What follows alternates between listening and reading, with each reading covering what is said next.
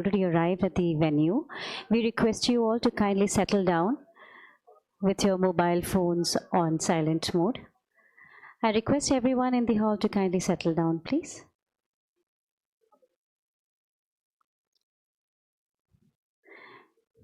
We appreciate your patience. Thank you so much for your support.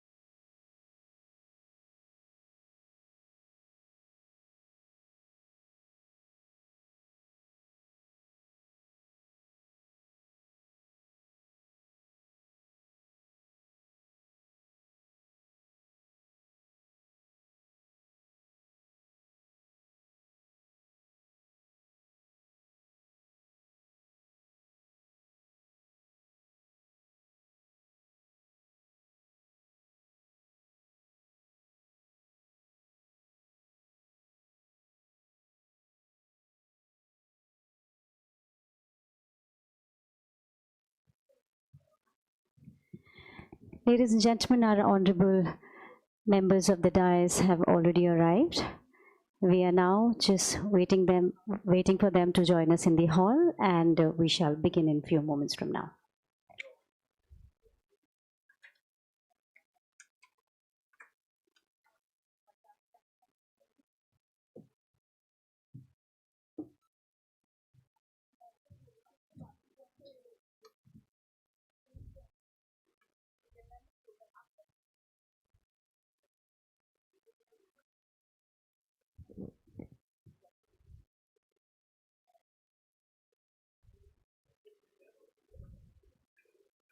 Once again, at the cost of being repetitive, may I request everyone to kindly keep their electronic gadgets on silent mode. Ladies and gentlemen, it is just to ensure an uninterrupted flow of the event. Thank you so much.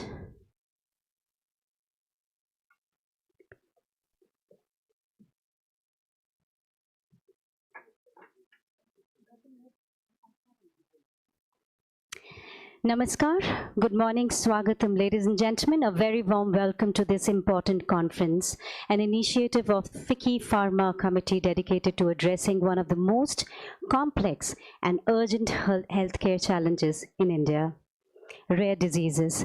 This year's theme, Making Rare Care Possible, Availability, Accessibility, Awareness, brings together a diverse set of stakeholders to build a more responsive, inclusive, and sustainable care ecosystem for rare disease in the country.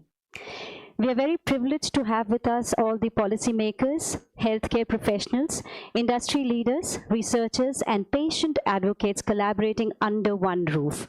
Together, we will chart a progressive path forward for India's rare disease agenda. This conference, ladies and gentlemen, is being organized under the guidance of Niti Aayog in collaboration with the Indian Medical Parliamentarians Forum with the aim of shaping a responsive, inclusive and scalable policy and healthcare framework for rare diseases. We quickly take this opportunity to sincerely thank our industry partners, AstraZeneca, Novartis, Pfizer, Sanofi, Roche and Takeda for their valuable support in making this conference possible.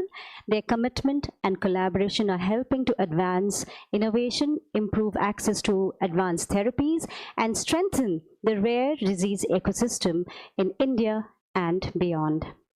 With those words, ladies and gentlemen, once again we welcome you all, and may I request you all to put your hands together as I request our honorable dignitaries of the inaugural session to kindly join us at the dais. May I request our honorable chief guest, Member Niti Aayog, Dr. Vinod Paul, to kindly join us onto the stage. Good morning, sir. Swagatam. May I also request Secretary Department of Pharmaceuticals, Ministry of Chemicals and Fertilizers, Government of India, Shri Amit Agarwal, to kindly join us onto the stage. May I now request Member of Parliament and Chairperson, Indian Medical Parliamentarians Forum, Dr. Anil Bonde, to kindly join us onto the stage. I now also invite Co-Chair FICCI Pharma Committee and Country President and Managing Director Novartis India, Mr. Amitabh Dubey, and also our Senior Advisor FICCI, Mr. Manub Majumdar, to kindly join us onto the stage.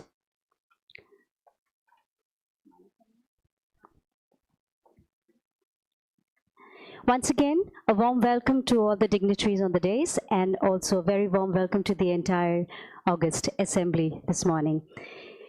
Ladies and gentlemen, at FICCI, keeping our commitment towards sustainability, instead of presenting our dignitaries a bouquet of flowers, we present a thicket of trees.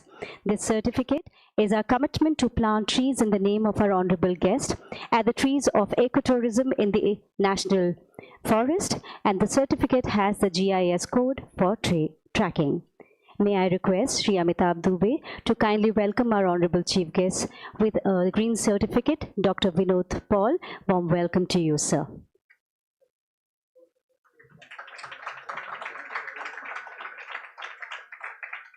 Once again, requesting Mr. Amitabh Dubey to now present a green certificate and welcome Shri Amit Agarwal. Warm welcome to you, sir.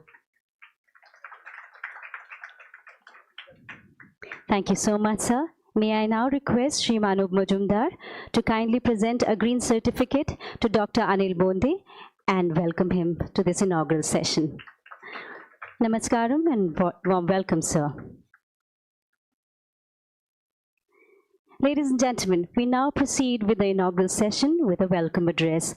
And may I now request Co-Chair FICCI Pharma Committee and MD and Country President and Managing Director Novartis, Mr. Amitabh Dubey, to kindly deliver the opening remarks.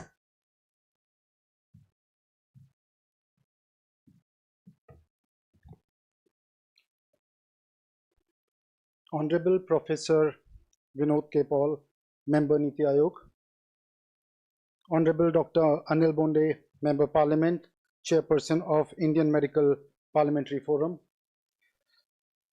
Shri Amit Agarwal, Secretary DOP, Mr. Manab Majumdar, distinguished guests, policymakers, patient advocates, industry leaders, and esteemed colleagues. On behalf of FICCI, it is my privilege to welcome all of you for this important meeting on rare disease hosted by FICCI, Niti Aayog, and IMPF. Today we gather here not just as representatives of our respective institutions, but as allies in a shared mission to improve the lives of millions of individuals and families across India who are living with rare diseases. Normal is extraordinary. I want you to pause and think, what does a normal life mean to you?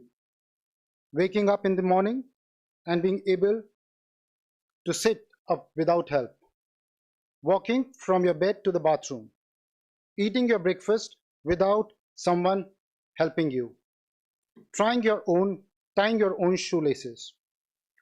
For most of us, these are small, unremarkable, mundane, everyday chores. But for those living with rare disease, these simple acts are extraordinary milestones. For them, normal is extraordinary. I know a young boy with a rare condition who is intellectually ahead of most adults. He is curious, quick-witted, and with bold dreams. I've witnessed many such warriors going to world-class universities, paving their path despite all odds and with resilience and determination.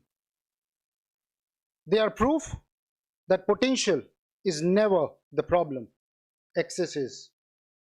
Imagine if they get timely diagnosis, treatment, instead of limitations, they would be limitless.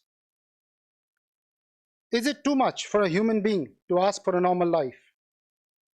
Is it too much to expect that a child should have the same chance at life as any other, regardless of rarity of their condition? Does smaller representation mean smaller rights? If innovative treatments exist today, should they not have the rights to receive them? I believe they do. And I believe it is our collective responsibility to make it happen. The recent World Health Assembly resolution marked a turning point, recognizing rare diseases as a global health priority. This is a powerful signal that rare diseases are no longer invisible. They are now central to global health agenda. Rare diseases, though individually uncommon, collectively affect over 300 million people globally, with an estimated 70 to 90 million people affected in India alone. These conditions, often chronic, progressive, and life-threatening, and yet 95% of rare diseases have no approved treatments. And the average diagnostic delay can stretch up to 7 years. The 2021 revision of national policy for rare diseases was a significant milestone, offering financial support of up to 50 lakh rupees per patient. Out of the 450 identified rare diseases in India, 63 are already listed under NPRD for treatments through 13 Center of Excellences across the country. Though these efforts have brought hope, but the journey is far from over. India stands at a defining point. With advances in genomics, precision medicine, and gene therapy, we are entering a new era of possibilities to build a healthcare ecosystem that is inclusive, agile, and prepared for the future. To realize this potential, I urge all of us to focus on 4 major issues. First, expanding treatment coverage. We must include all identified rare diseases under the NPRD, with strengthening of existing and expanding Center of Excellences in all states so that more patients can access life-saving medicines.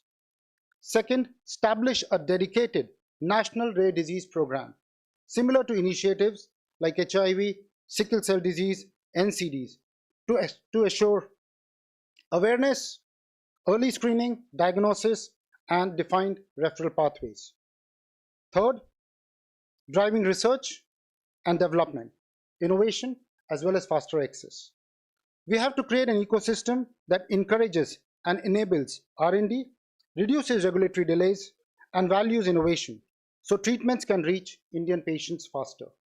And fourth, sustainable financing solutions to ensure access to emerging advanced therapies that exceed rupees 50 lakhs capping.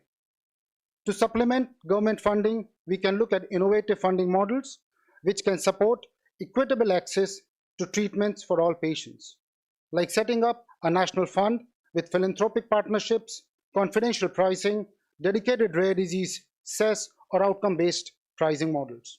Even 1 to 3% of the 40,000 crore annual CSR pool can ensure the cost doesn't become a barrier to life-saving treatments for rare diseases. Policy is a foundation, innovation is a tool, but collective intent is the true catalyst for change. Let's leave this room today with the intent to act so that one day ambition and opportunity are, limitless for every child, every person in India, no matter how rare their conditions would be. Thank you, and I look forward for a meaningful discussions today.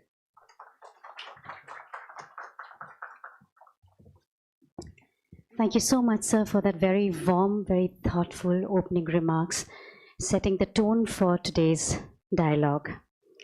May I now request Honorable Secretary, Department of Pharmaceuticals, Ministry of Chemicals and Fertilizers, Government of India, Shri Amit Agarwal ji, to kindly deliver his special address.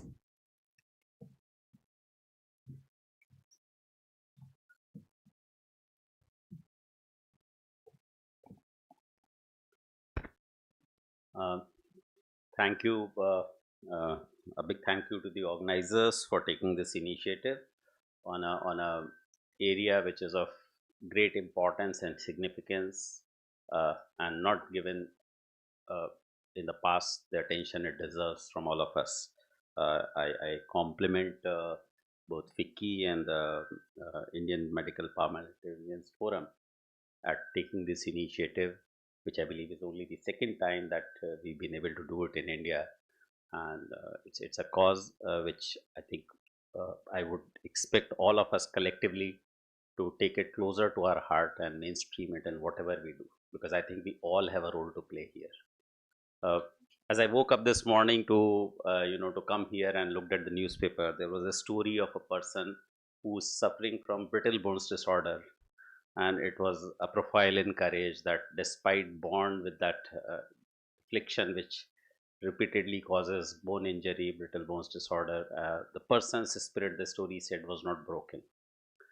uh, I'm reminded of our Prime Minister's commitment when he coined the phrase Divyangjan. This rare diseases problem is not just a public health problem. We should view it from a human lens. It's a problem of inclusion. And the phrase rare disease is often misunderstood by common men. And before I came into this pharma sector, even I did not have an idea. Rare would seem to suggest it is rare, but actually rare collectively is common. It's one in 1 out of 20 persons, as much as 5% of the population suffers from one rare disease or the other. And that's like you take the most significant of diseases, that's of the same order. So as a class, rare diseases are as significant a public health issue or life issue as anybody else. However, the burden on it on the individuals, the households, the caregivers is immense. And just like with Divyangjan, I think it is on us collectively as individuals, as organizations, as responsible corporates, as researchers, as governments, policymakers, to really try to make a dent on this problem. And we should view it from that lens. We need to internalize and mainstream into what we do. And I think the timing is very opportune. In this Independence Day's speech, Honorable Prime Minister, I'll just quote his words: "We are known as the pharmacy of the world, but isn't it the need of the hour to invest in research and development? Shouldn't we be the ones providing the best and most affordable medicines for the welfare of humanity?" In line with this vision, when the production linked incentive PLI scheme for pharmaceuticals was launched, one of the key areas in that was also rare diseases. And I'm happy to mention that under that initiative, so far we managed to support the production of 8 rare diseases drugs. A particular case in point is Gaucher's disease. Eliglustat is now being supported, and the price of treatment used to be 1.8 to 3.6 crore annually, and it has just dropped to 3 to 6 lakh. This is the kind of difference we can make here in this area where it is much needed. We've seen similar changes in Wilson's disease, where we got trientine nitisinone for the tyrosinemia type 1 disease, and cannabidiol for Lennox-Gastaut syndrome, and 4 other such cases. As part of mainstreaming, the government had also announced in our department the promotion of research and innovation in pharma medtech sector scheme PRIP. The actual launch, despite its unveiling, has been delayed, but now we are at the very final stages and of making some tweaking changes to make it better. That was the intent before we actually launch. And one of the key things is this very thought of inclusion and prioritization. While the scheme has prioritized areas, but some have greater commercial potential and some have less. We are actively considering giving treating rare diseases and orphan drugs as a strategic priority area among the priority areas with a higher policy support and other support under that scheme. So we would try to do that. The reason I mention is not to say that our department is doing things. I think this is a thought I would like all of us today to take and engage within deliberations. If it is corporates, there are diseases, there are two parts in rare diseases, Duchenne's muscular dystrophy and so on. I mean, one is the treatment cost, and while we don't have drugs domestically, well, there is a you manage the condition. The management treatment itself is expensive. Now the management treatment cost may be same for everybody, but for a family which is dealing with this, it becomes a double burden. So when corporates come out with their patient assistance programs, maybe they should keep this as a factor, that somebody, a patient who suffers from a rare disease and needs a management support, they should be supported. So in everything that we do, in CSR funding that we do, in research programs that we drop, in the schemes that we drop, in government there is a framework which is their inclusiveness. How will this scheme promote inclusiveness? Whenever we can come up with an initiative, we should be asking, will this promote inclusiveness? If we come up with a regulation, I see Raghuvanshi ji sitting there and he's going to lead one of the discussions.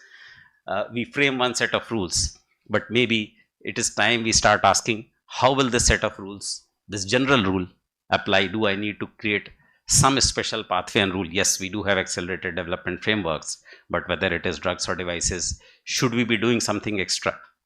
And if we build that as a lens in whatever we do, whether it is in the public sector or private sector or in the academic institutions or as individuals, we will surely go a long way. All the areas that are identified for today's 3 breakout sessions are of immense value, and I'm sure we'll benefit greatly from it. As a department, we would be very interested in knowing what are the recommendations and policy recommendations. We would also like to learn from what has worked in policy terms and programmatic terms outside India, so that we can adopt the best ways to incentivize and promote this. Thank you so much.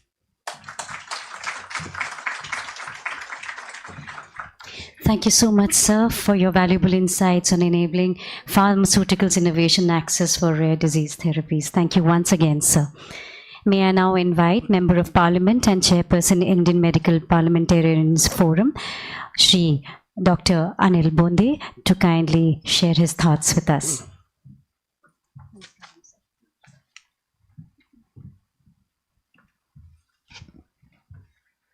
नमस्कार, भारत माता की. All people, we all people are very special. So I request you, don't be tense.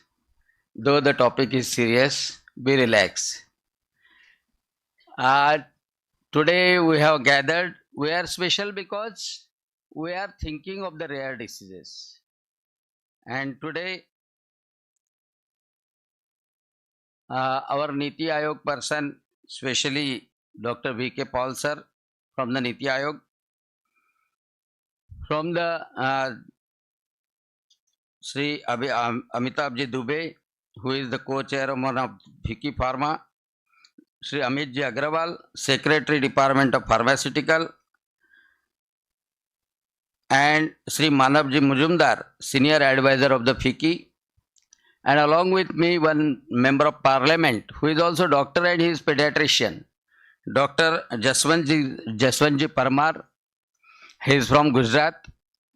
All here gathered who are working for the rare diseases, from the industry, from the social work, brothers and sisters. Now when I was graduate, I was doing the graduation in Government Medical College, Nagpur, and I have done the post-graduation there also. We used to have the short note. We used to have the short cases especially on the Wilson's disease or the Duchenne's pseudomuscular dystrophy. That was very favorite. But the scenario remains the same. When I went as an examiner, I also seen that the students are seeing these cases of the hepatolenticular degeneration or the Duchenne's or AMN, and the problem remains the same. But now the view looking towards the rare disease has changed, especially in the recent past. The government has changed the attitude. Government has declared the policy for the rare diseases. Our Prime Minister Narendra Ji Modi, he is more interested in research and research work, R&D, and he has declared the policy, that is the national policy for the rare diseases, that too in the recent years. Now it is a significant milestone because I think Dubeji has told that 50 lakh rupees, 50 lakh is given as a part of the contribution from the government. Even if you search for the rare diseases in the government portal, now the government is promoting the crowdfunding also. Government is also taking the role for the society to contribute for the treatment of the rare diseases. Now this policy, which is according to the vision of our Prime Minister, so that is translated into the action by our Honorable Health Minister J.P. Nadda ji.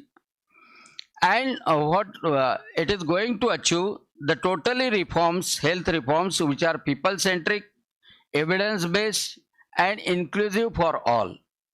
Now these rare diseases, we can include it as a sickle disease, hemophilia or thalassemia or the muscular dystrophy or only storage disorder, many storage disorder. Mostly those are progressive, those are life-threatening, those are affecting the adolescent, so the parents are worried. But the main problem is that awareness is very much less. So what is our role? That awareness we will have to increase. Second thing is that the problem is of affordability. Affordability is the major problem. That even if we identify the diagnosis, for the diagnosis all the tests are costly, treatment is costly, and the centers are so far away that accessibility is also the problem for the parents. And that's why our role or the today's conference that is aiming at that we should make all these facilities accessible, affordable, and that awareness should increase. So I definitely congratulate FICCI, Niti Ayog, Indian Medical Parliamentary Forum, our forum that we are all doctors who are in Lok Sabha or in Rajya Sabha.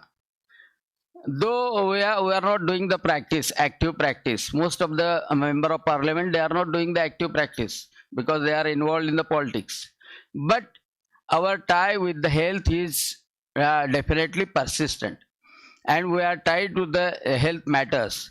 And so we have made the one parliamentary forum so that we can get attached to the problems of the health. We know that we are having the dynamic health minister, but in addition to that, the persons who are working for the cancer, who are working for the cardiological diseases, who are working for the neurological diseases or rare diseases, we contribute as a part of the as a member of parliament and doctor in all these activities. Before a few months, we have arranged the World Stroke Forum also, and we have taken the guidelines for the stroke also, that early diagnosis, early treatment of the stroke, it should happen. Now with in these rare diseases, what everyone expect, that we should transform the India's view, because though this disease is rare for the individual, but looking at the population of the 140 crores, That is the substantial number in India. Substantial number of families are affected. So, and most of the diseases are genetic one. The first thing is that whether we can prevent it. Certain counseling, marriage counseling also, or at the time of pregnancy, if some counseling can be done. If the child has taken the birth, and then after that, earlier if we can detect it, so awareness is important. And at the centers, some centers which we have developed, especially the aims of the Delhi, or some centers for the pediatric care, they can make the treatment available. And the role of the society is also very much important for the education and counseling of the parents also. So multi-pronged approach will relieve the pains and will relieve the grief of those parents as well as that child.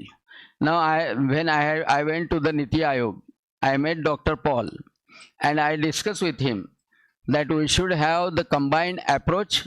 Definitely, before that also some attempts has been made. So, combined approach. And nowadays, the research is also going on, so that indigenous molecules we should develop in India. Because whatever is coming from the other countries, that is too much costly. That 8 crores, 5 crores, no one can afford. So the indigenous molecules, definitely Dr. Paul will tell in detail regarding that. The indigenous molecule by our research workers, those will be helpful to save the life of the children.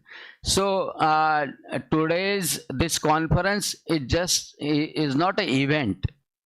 Rather, we can say that it is the milestone, that it will gather all the people, and along with the government, we will try to alienate the suffering of these families who are having the children of the rare diseases. We will have the hand in hand of all these person, and that's why I congratulate all these conveners, all these organizers who has taken pains to bring us together. Thank you very much. And we are having 3 sessions. The important information will be delivered. And after the end of this conference, definitely we will have the one paper which will be circulated to all, and that may turn out to be a guideline for the workers who are doing the work in the rare diseases. Thank you very much.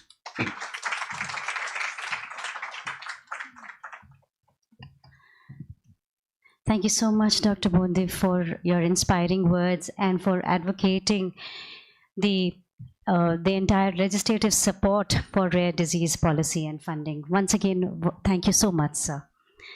Ladies and gentlemen, we have reached to a very significant point of this inaugural session, and it is a privilege to invite our Honorable Chief Guest, Dr. Vinod Paul, who is the Honorable Member Health, Niti Aayog. May I request you, sir, to kindly deliver the inaugural address.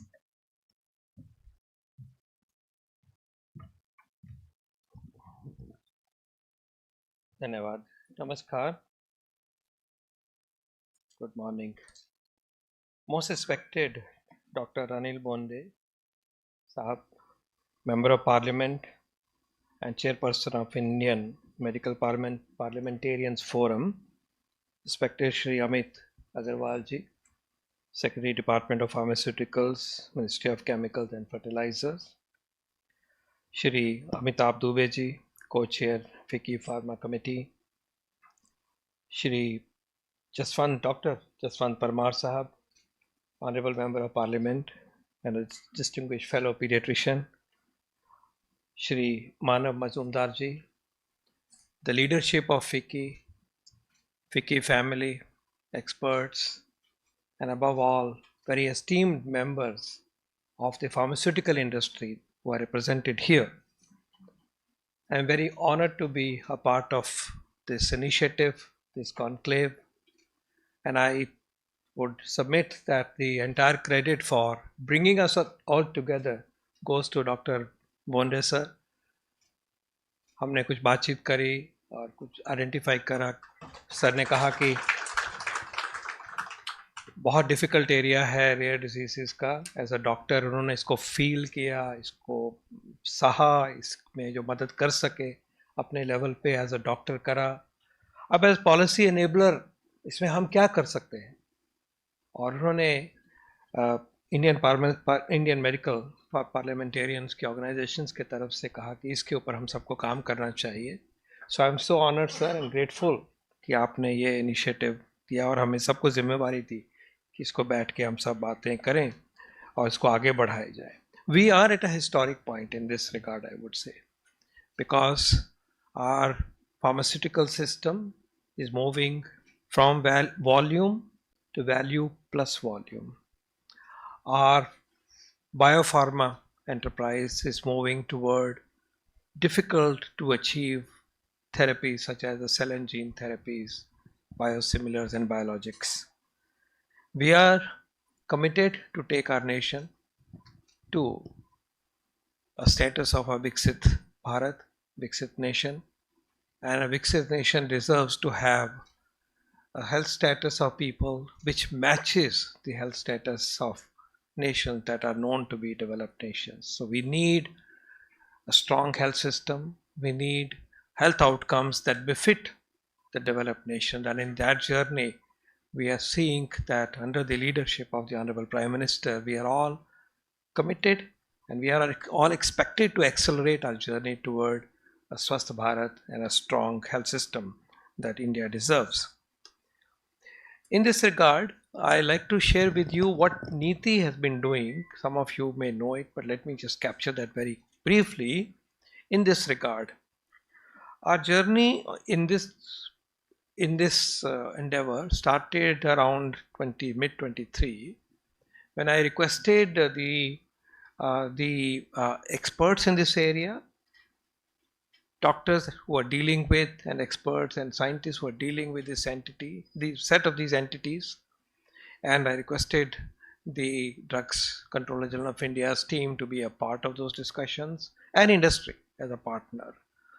And we started to look at how we can make a big difference, but how we can make incremental difference, also looking at the opportunities that are low-hanging fruit. And I particularly took the help of Dr. Madhulika Kabra, my very distinguished colleague from AIIMS, and other very distinguished pediatricians and scientists in this area.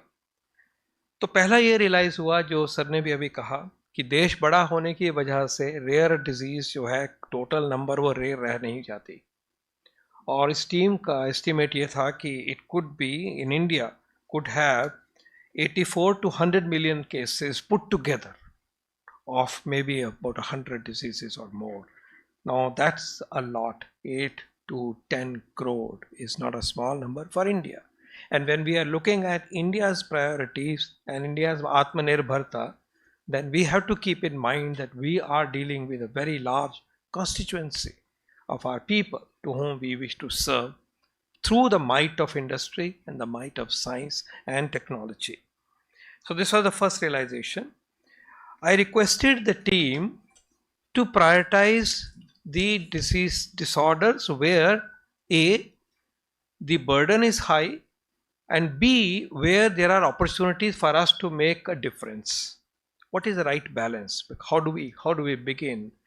And this distinguished team listed the following 13 disorders as a priority. I'm actually trying to be helpful in regard to specific action that should emerge out of this, and one input that would help is how do we prioritize. So the team prioritized tyrosinemia, Gaucher's disease, Wilson's disease, Lennox-Gastaut syndrome, PKU, that is phenylketonuria, hyperammonemia, and cystic fibrosis. These 7 in particular were the ones where small molecules can make a difference significantly. And that is easy. We have a big strength in this area, which is there to be harnessed. We also prioritize spinal muscular atrophy, which is such a difficult and very sad entity. Duchenne muscular dystrophy, achondroplasia, Pompe's disease, mucopolysaccharidosis, and Niemann-Pick disease. And alongside this, we prioritized sickle cell disease for a very, very special reasons. So we've sat down with the industry and experts and the regulator's team and started to see how can we quickly make a difference for those diseases where small molecules can be brought to the table. And I'm very happy to inform you that these 13 plus sickle cell, 13 plus 1, 14 diseases, here is the report card. For 5 drugs, for 7 diseases, okay, for 7 diseases, we have made significant progress. These 7 diseases are tyrosinemia, Gaucher's, Wilson's, Lennox-Gastaut, phenylketonuria, hyperammonemia, and cystic fibrosis. The drugs that have become available, let me list them. We have for tyrosinemia, nitisinone, and I like to name the company that have made it. There are 5 drugs which are now available in the market. They were not available in mid-23. They are available today.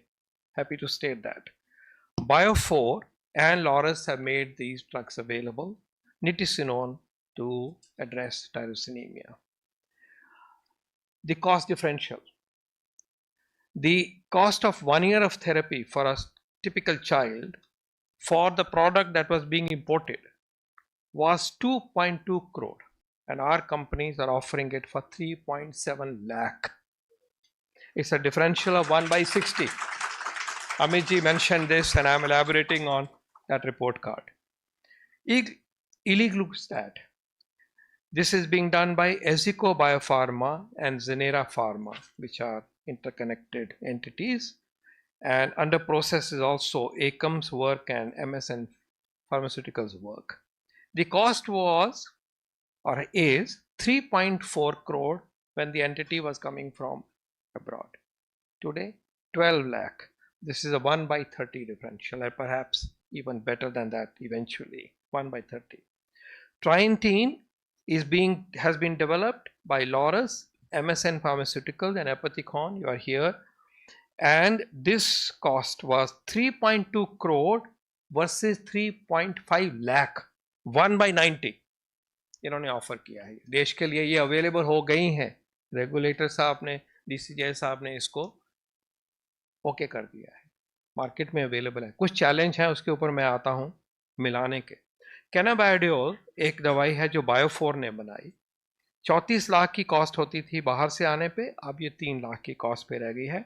Sodium phenyl butyrate जो है वो भी Laurus lab ने बनाया है, उसका costing अभी कुछ चल रहा है. तो ये 5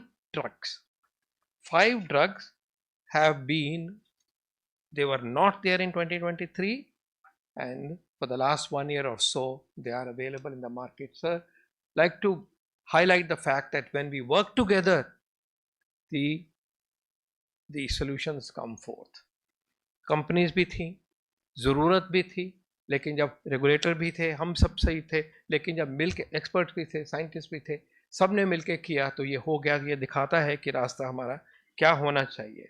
so for the first point is for 7 diseases हमने इस पे काम किया, और ये जो मैंने आपको बताया 5 ड्रग्स जो हैं वो अवेलेबल होंगे. 4 other drugs are on the anvil. For hyperammonemia sapropterin, number 2 carglumic acid, cystic fibrosis के लिए एवाकैफ्टोर, और गॉशर के लिए कैप्सूल मिग्लूस्टैट. ये 4 जो हैं इन प्रोसेस है. In the mean while also for sickle cell disease, formulation of syrup hydroxyurea, which was not available. We had tablets, but we did not have syrup, has also become available. And I'd like us to celebrate this because now the country is witnessing National Sickle Cell Elimination Mission since 2023. It has been launched by the Honorable Prime Minister in 2023. ये जो बाहर से syrup आता था वो 70,100 ml का था, और जो हम यहाँ ले रहे हैं वो अप्रॉक्सीमेटली 1500 रुपए का है. ये एक हमने हमें हमारे सामने करके दिखाया. So the short point is that these drugs have become available. The ones that are on the anvil, and perhaps the companies tell my colleagues who systematically follow up that heptoterin, carglumic acid, ivacaftor and miglustat should be in the market this year.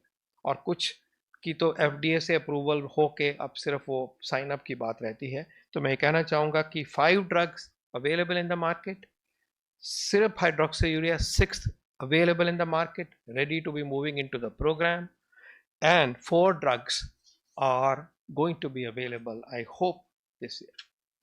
Now the challenge with these drugs, before I come to the more complex therapies, enzyme and gene therapies, the challenge is how do we take them to the children across the nation? Because these are rare disorders, they cannot be made available in the routine pharmaceutical pharma shop. सभी shops पे तो रखना ही क्या मतलब नहीं, ज़रूरत ही नहीं पड़ी। वो 12,000 इससे भी ज़्यादा जो है वहाँ नहीं हो सकती, तो इसको how do we make it available? वहाँ आएगी तो एक्सपायर हो जाएगी। We are grappling with that issue, and I suggest that during the course of these discussions, please provide us guidance. Here are some options. One, we continue to give it through the centers of excellence which the Ministry of Health promotes, and I hope that they can increase the number of such centers and their procurement system is available, drugs can be done. But then that at times is too far. Too far. वो तो चल रहा है और उसमें तेजी आनी चाहिए. What else can be done? Some companies are comfortable if there is a proper formal prescription, they are happy to dispense the medicine. But we need to formalize this system. We have not done it. Please help us do it.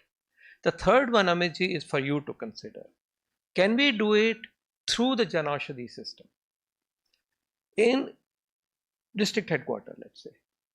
सभी तो देने की जरूरत नहीं है, हम 25,000 की तरफ बढ़ रहे हैं, 18,000 हो गए हैं मेरे नॉलेज में, जन औषधि 15,000 थे, बढ़ रहे हैं, सभी में नहीं डालने की जरूरत, लेकिन हम सिस्टमैटिकली अगर जो ज़िले के हेडक्वार्टर में है 700 मान लीजिए 1000 जगह पे अवेलेबल कर दें. So this is one expectation. We have had discussions with your PM BJP leadership, and it opens the possibilities, it also assures quality. So the issue that I'm putting on the table is, and that therefore is a very real possibility, but then we have to maintain the pipeline and making sure that they reach the people, people know it, and also if they expire, there is a way to take it back and so on. But the point is that when we have these drugs available, 5 and 4 more will come. क्या ये पहुंच पा रही हैं कि नहीं, मैं चाहूँगा कि आप सब सोचिए इसके बारे में क्या करा जाए. We must do that.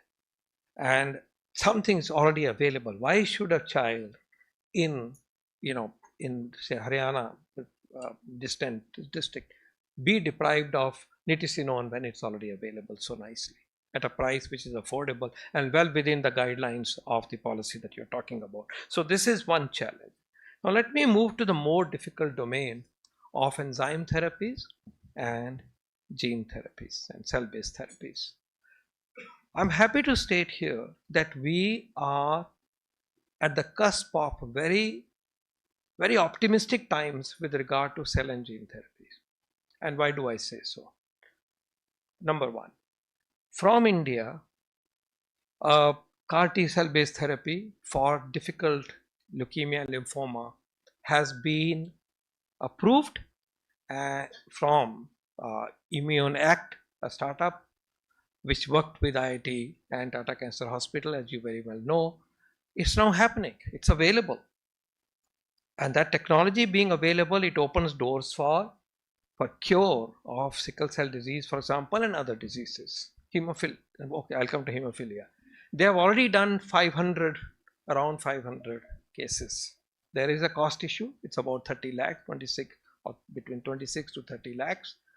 We'll come to that. The point is, this nation has that capability. Immuno Act is another one which is working, but they have a foreign moiety, shall we say, that they have developed. Interestingly, CMC Vellore has come out with therapy for hemophilia, which is to be taken to a few more steps before it can be made available. The point I'm making is that we have that capacity.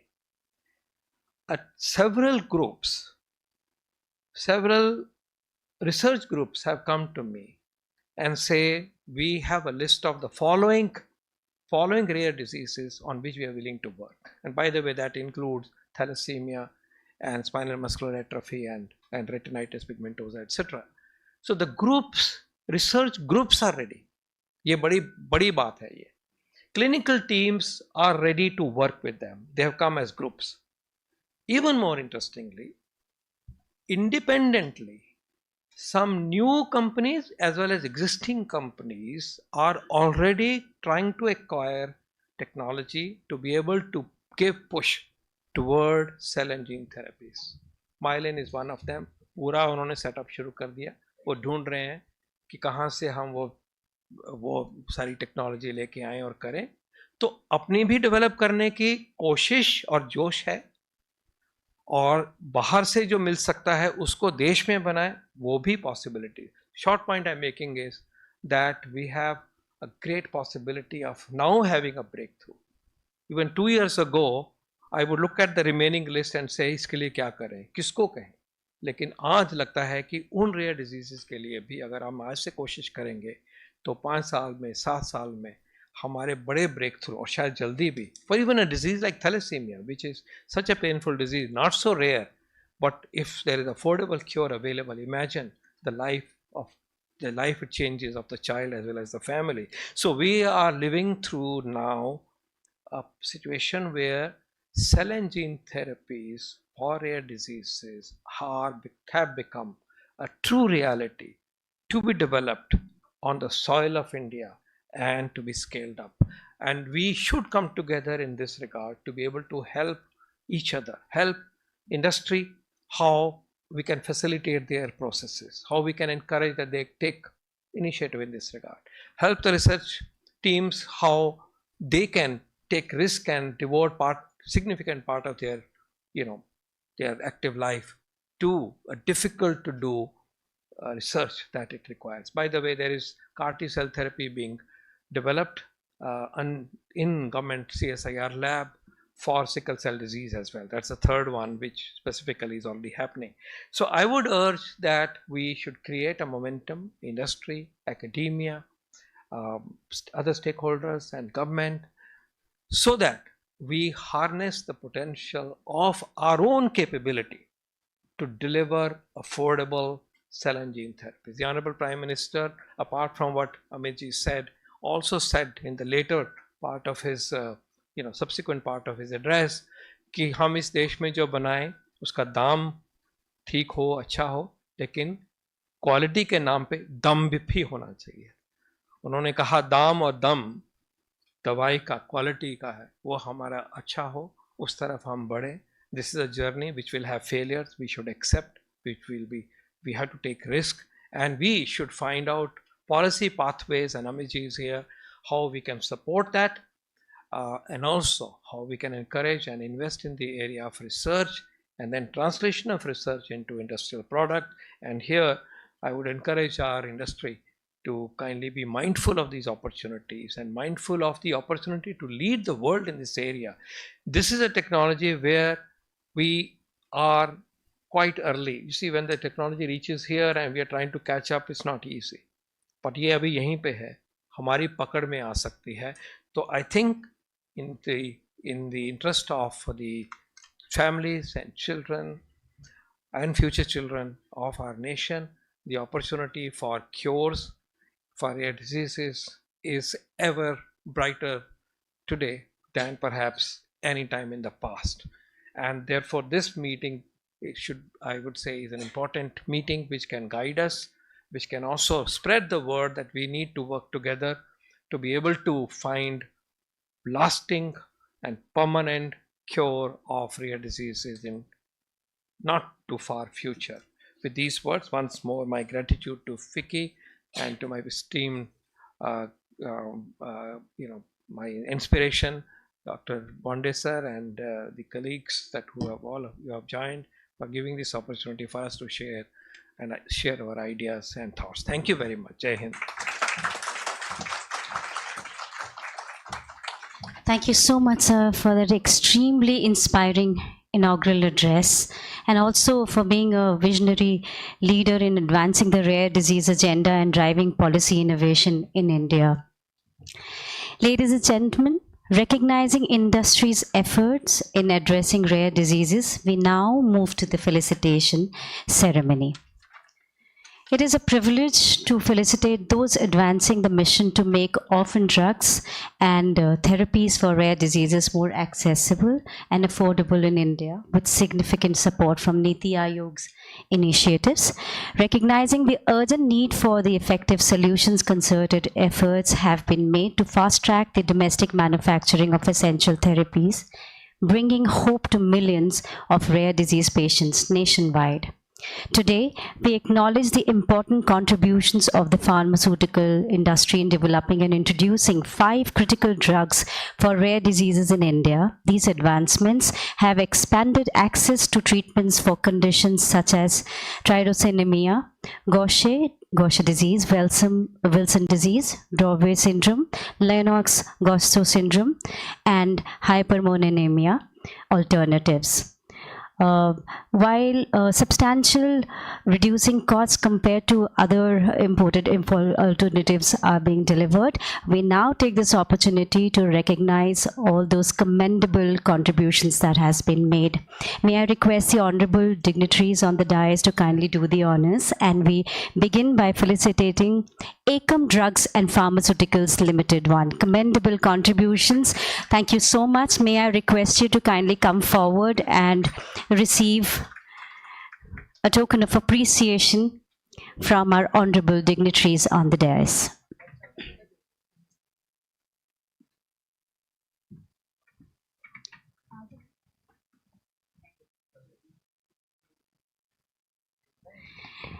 Ladies and gentlemen, like mentioned by our honorable dignitaries, this is also a moment of celebration. Can we all put our hands together and bring in some energy inside the hall? Thank you, Ekam Drugs. May we now request Apothecon Pharmaceuticals Limited to kindly join us onto the stage and receive the award from our honorable dignitaries. Thank you so much for your significant work and commendable contribution.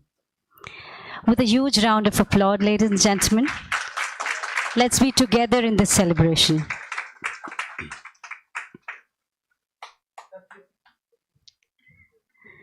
We quickly capture this in our lenses, and of course it stays in our memories. Thank you so much, Apothecon. May I now invite Bio4 India Private Limited. Thank you so much for your sterling contribution. And congratulations. We hope you keep up the great effort in future. Please kindly join us onto the stage and receive the award from our honorable dignitaries. Receiving the award, Bio4 India Private Limited.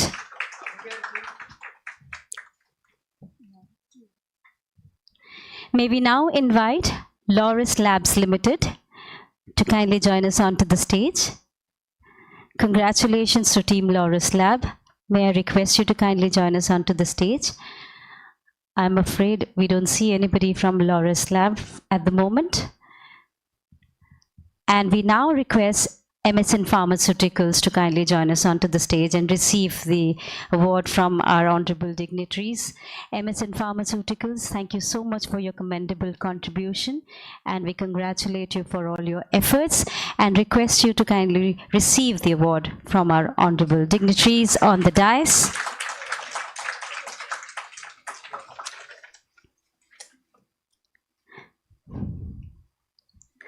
Thank you so much. Thank you so much, honorable dignitaries, for doing the honors. May I request you to kindly take your seats now. Ladies and gentlemen, with that, we have now reached to the concluding moment of the inaugural session. And may I now request Shri Manav Mujumdar, Senior Advisor FICCI, to kindly propose the vote of thanks. Thank you so much. Of course, I have a very pleasant task to perform, and that is to propose a vote of thanks. At the outset, we extend our sincere most gratitude to Niti Aayog and IMPF, Indian Medical Parliamentarians Forum, for kindly cooperating with FICCI for this effort. Thank you very much. We place on record our sincere gratitude to our chief guest, Dr. Vinod Paul, Honorable Member Niti Aayog, for kindly gracing this occasion and sharing his vision. Dr. Paul, we always have been inspired by your leadership, which is a guiding light for all of us in the healthcare sector. I take this opportunity to thank Dr. Anil Bonde, Honorable Member of Parliament and Chairperson IMPF, for sharing valuable insights with the delegates. Thank you so much, sir. We are most thankful to Sri Amit Agarwalji, Secretary, Department of Pharmaceuticals, Government of India, for kindly joining us this morning and sharing his thought. Thank you, sir. I take this opportunity to thank Mr. Amitav Dubey, co-chair of FICCI Pharma Committee, for his guidance, support, and for being a constant pillar of strength in advancing our collective efforts towards rare disease care and advocacy in India. We sincerely thank all our industry partners for their valuable support. I thank all the distinguished speakers, esteemed panelists who are going to speak in the subsequent sessions. And of course, last but not the least, all the delegates, including Honorable Member of Parliament Sri Parmarji, and each one of you, I would like to thank for your gracious presence and time. With these words, I would like to request all of you to kindly carry out the vote of thanks with a round of applause. Thank you. Namaskar.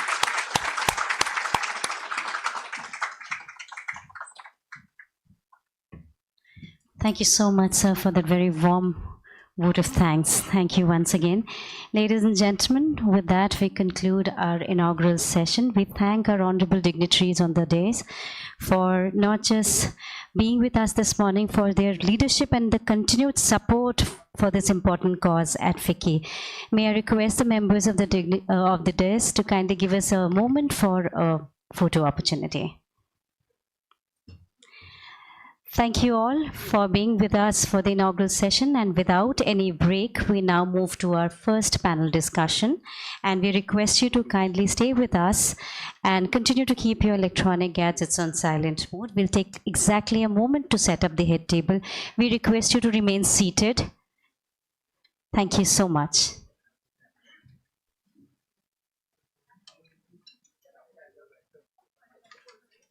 Ladies and gentlemen, our first session would be on pioneering advanced therapies, and this session is also going to have some very interesting discussion points. May I request everyone to remain seated, please?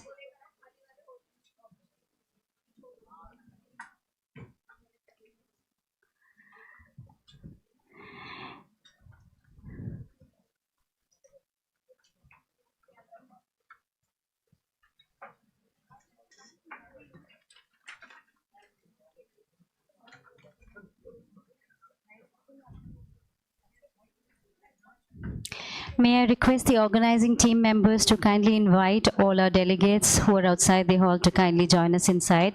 And once again, requesting everyone to kindly settle down, kindly be seated. As we now proceed towards our first session, first technical session.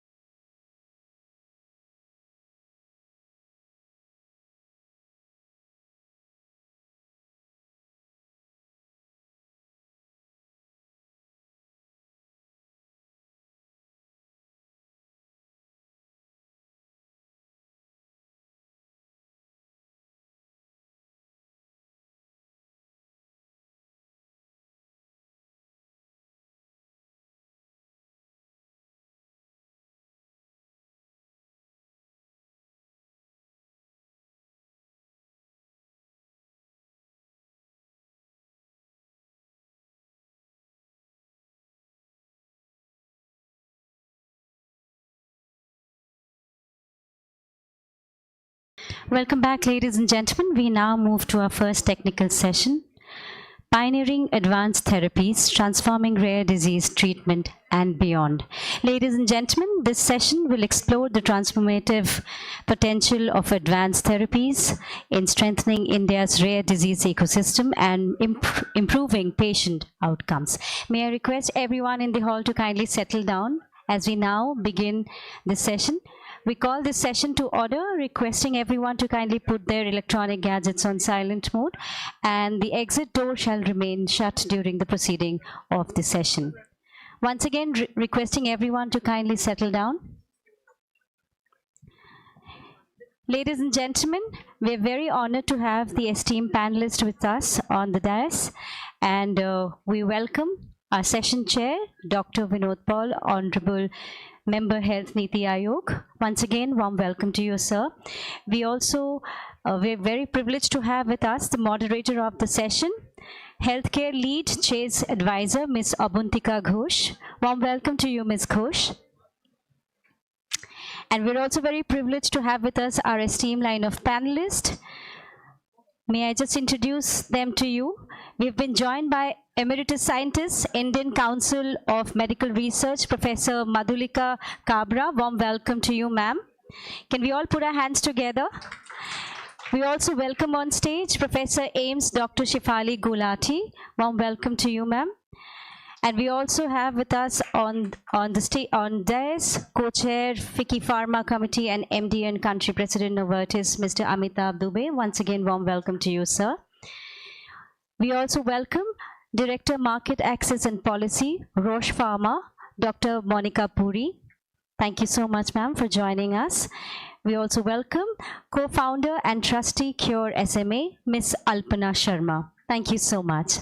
A warm welcome to all our dignitaries on the dais, and may I request the moderator of the session, Ms. Abantika Ghosh, to kindly take over from now onwards. Over to you, ma'am.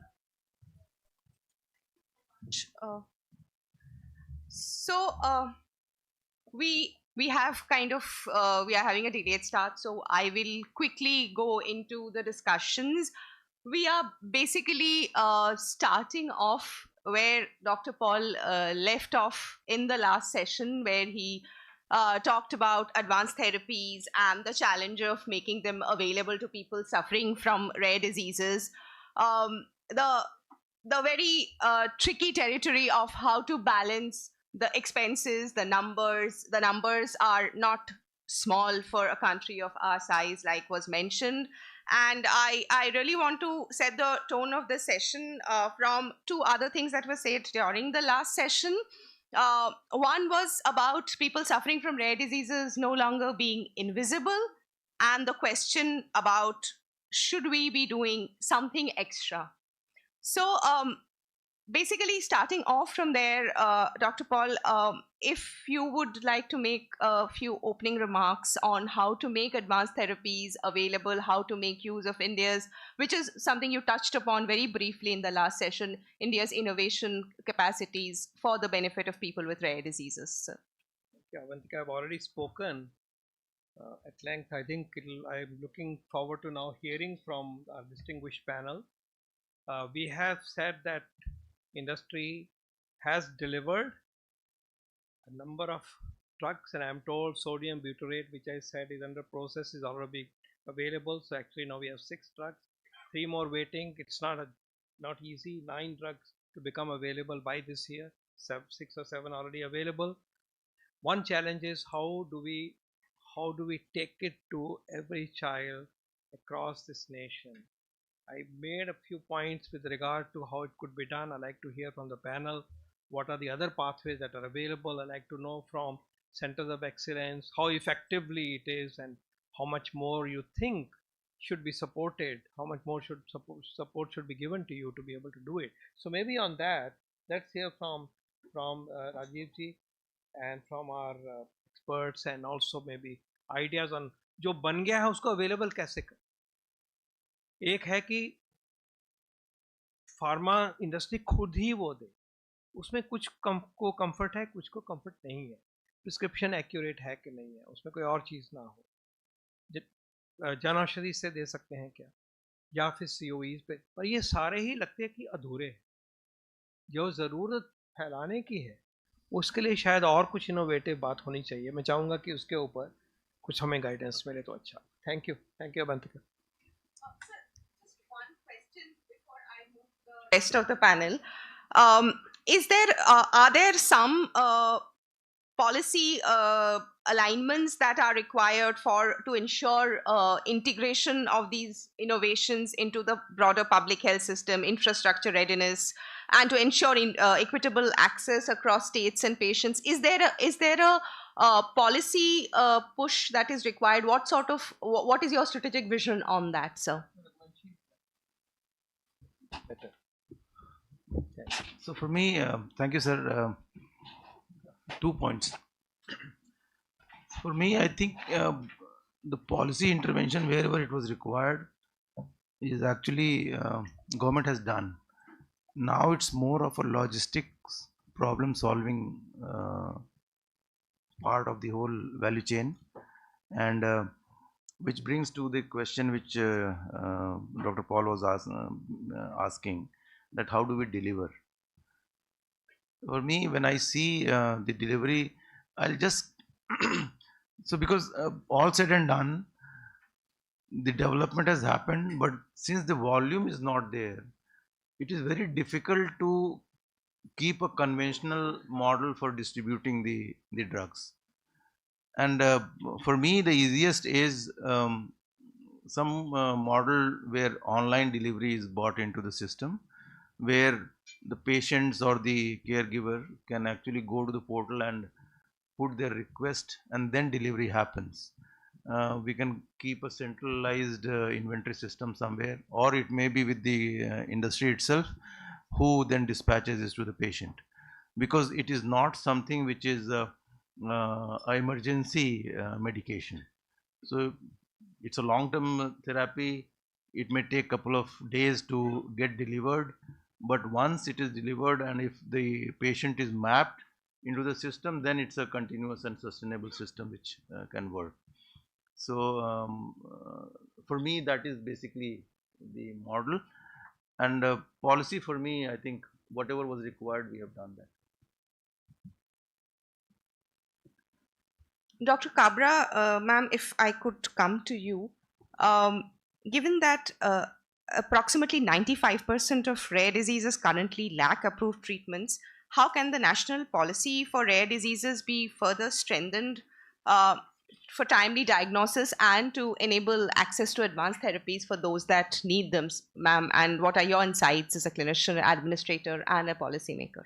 Thank you very much, and I'm really happy and proud to be here in this session and this very august gathering.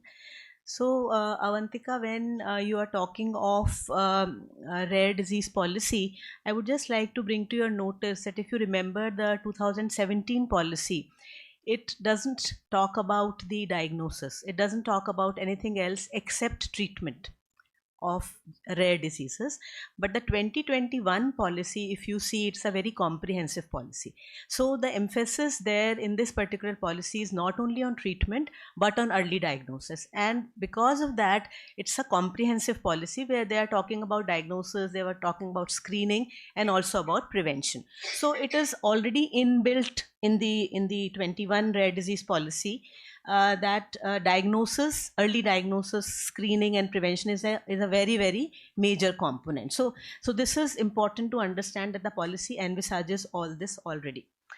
Even if we talk about the responsibilities which have been given to the centers of excellence, it is not again only treatment, it is diagnosis also, and also contribution in research. As sir has been emphasizing, that research is a very, very important component to advance the care of patients with rare diseases. So this component is already built in as the responsibilities of the centers of excellence. So I would just like to tell you what was there in 2021 policy as far as diagnostics are concerned and what has been added after that.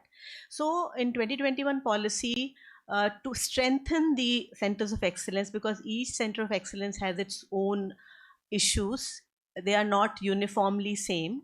The facilities may be different. So under this policy, equipment grant of rupees 5 crore has been given to them to have the equipment which they think are deficient, and then they can take the diagnostics further.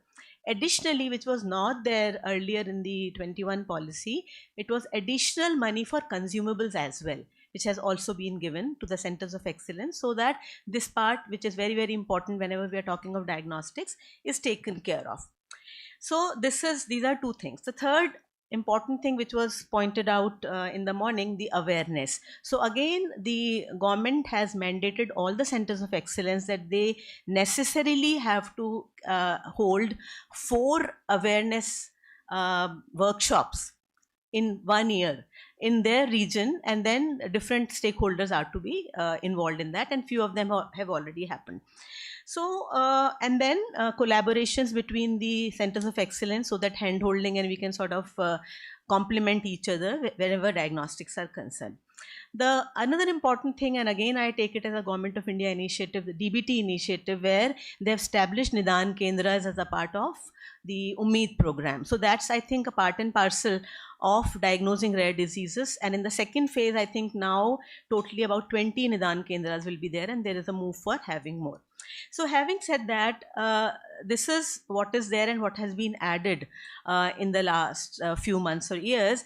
But what I would say that the most important challenge which we have to provide timely diagnostics and referrals is a referral system, care pathway system, which has not been officially established as a part of taking care of rare disease patients.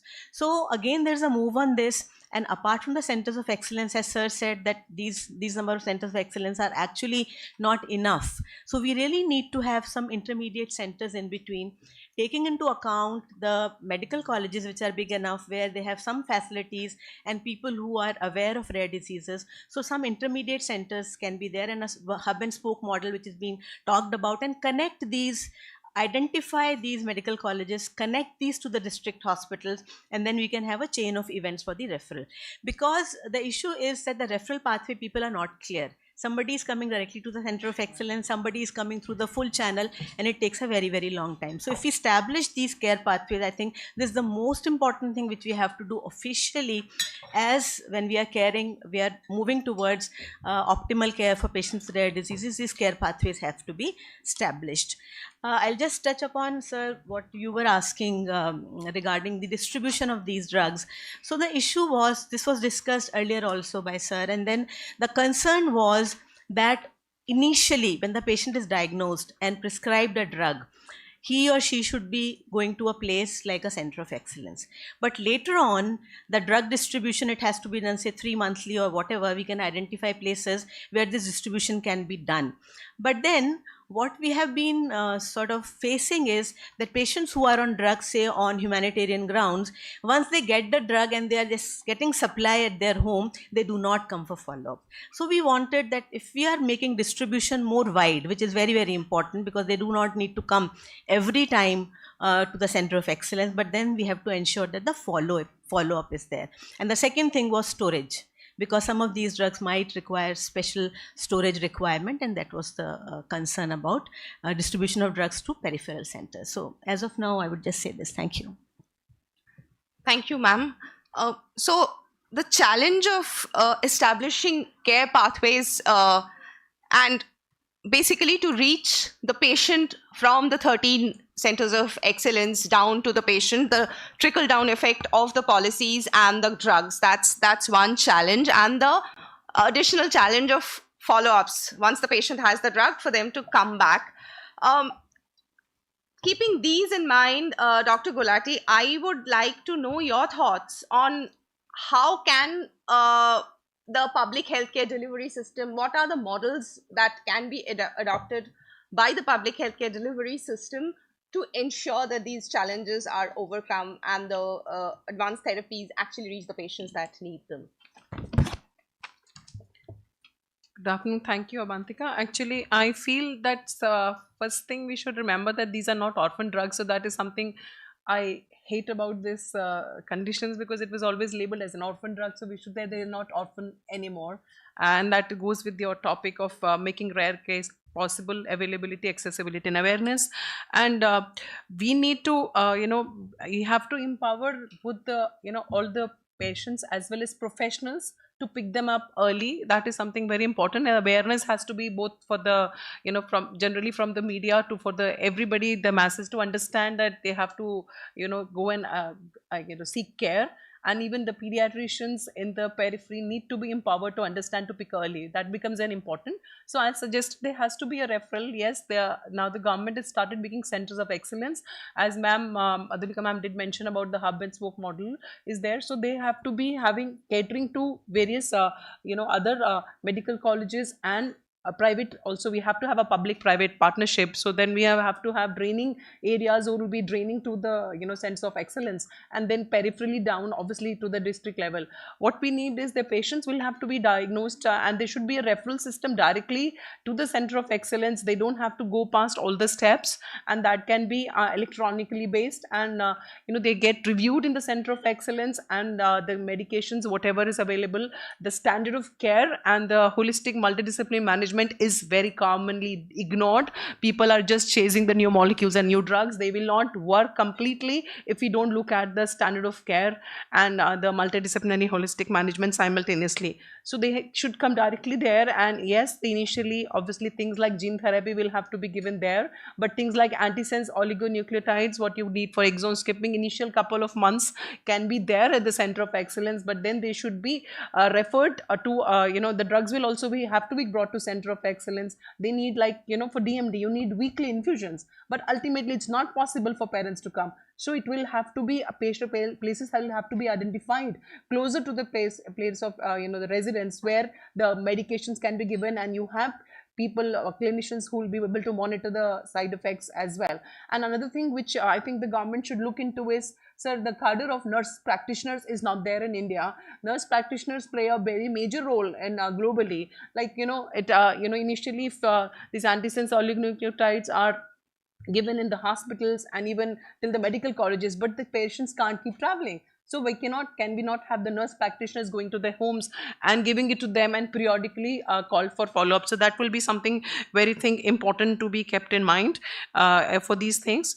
And regarding, they have to be, newborn screening is very important, but newborn screening only government can take when the government can provide them medication after you are diagnosed. So although that has to be kept in mind. So when all of you are there going to help us, and many low hanging fruits would be repurposing drugs, which can be very easily done, because developing new molecules take time. Anyway, CRISPR has also come, so you have everything, technology is here. So when we have, but the low hanging fruits of repurposing can be shared for the research and getting all these nurse practitioner and other support system to be ready. And the newborn screening will be there. And but one thing is there, we have to do genetic counseling and advise prenatal diagnosis to every families. We do forget that very commonly. And when we have two children of the same condition born in a family, I think it's the failure of the medical fraternity. So that is not right. So we have to ensure that another child has not to be born.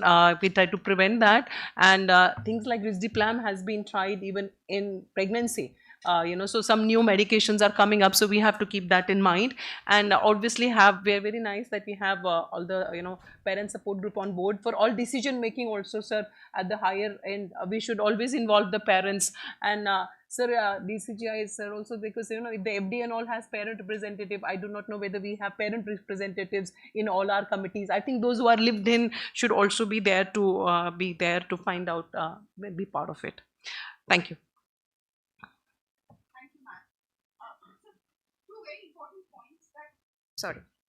Two very important points that emerged from what Dr. Gulati said. One is about nurse practitioners, the availability of the health workforce at the level of the patient, where the patient is. And the second point about prenatal counseling and the importance of screening. And once you've screened, the ethical obligation of making treatment available to that kid. So, Mr. Dubey, if I can come to you, we throughout the morning we've heard about how we've been making strides in the space of rare diseases. Given Novartis's global experience, what policy levers do you believe are the most critical in shaping India's rare disease treatment landscape? Thank you, Avantika, for asking the question. Uh, I said this in morning, and I'm going to be repeating quite a few of it again. I believe there are four major pillars that we need to work on. Quite a bit has been shared by Dr. Kabra as well as Dr. Golati across. I believe the first most important point is that we shouldn't be treating rare diseases rare. We need to have a national program to treat rare diseases. Then we go right down to the grassroots level, state levels, because then we have got a program. You've seen examples of national blindness programs. You've seen examples of sickle cell elimination mission. If we have got a rare disease program at the central level, which drives down, then we are talking about primary healthcare strengthening. We are talking about state supports. We are also talking about early diagnosis. We are talking about counseling. We are talking about awareness, we are talking about referral pathways, and we are talking about treatment. So it's important to have that part very, very clear. The second thing I feel is we have done significant amount of advancement with MPRD 2021, and that was a big step forward across. But with a 1.4 billion population, is 13 center of excellence is good enough? And that's a question we have to ask each time for all of us. If we are going to get and provide treatments at 13 center of excellences for the patients, what's the referral mechanism? Or do we need to increase the number of center of excellences or create other treatment centers as center of excellence and then have a referral pathway for patients reaching to those center of excellences? If we do that, and one of the suggestions could be a center of excellences per state, then we can have a referral pathway. We can also have data generated. We can have digital power to be used to see the epidemiology, the response rate, the outcomes of the treatment that's happening for these patients. That's an important step to be made along with the NPRD 2021. The third, and Dr. Paul talked a lot about it, that the progress that we have made in research and development, that needs to be fueled a bit faster. And it has to be both indigenous research that we are doing, getting innovations which are available across the globe, how we can have both working together at a speed which is faster access to these rare disease patients. While we are making speed and we are getting the products, but sometimes for them it's now or never that they are fighting for, and it's important for us to ensure that how do we get it. And last and most important, we have a big burden of providing access across in the country. And while some of the rare disease treatments are quite exorbitant and expensive, I think we need to create a mechanism out or supplement the NPRD 50 lakh rupees treatments per annum to ensure that these long-term treatments are able to be sustained. And that's where we can have government support, that how we can do it. Can we create a national rare disease fund? Can we get philanthropic supports? Can we have a percentage, 1% of CSR or 2% of CSR? It's a 40,000 crore budget, 4,000 crore annual supplement coming in. How can we make those policy tweaks to ensure that access is also provided for treatments for these rare disease patients? So I believe that these are four pillars that if we are able to work collectively on all of them, we'll be able to make significant progress on rare diseases. Thank you, Mr. Dubey. A very important point here is that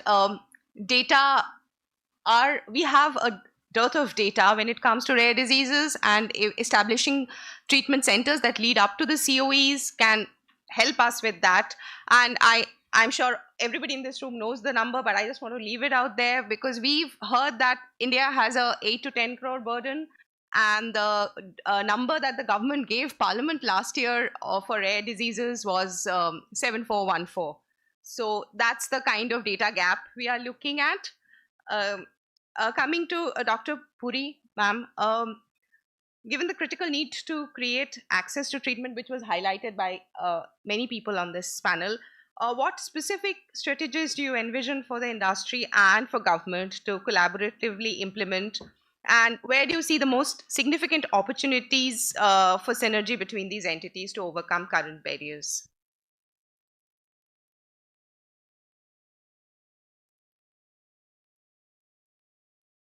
Is it working? Okay.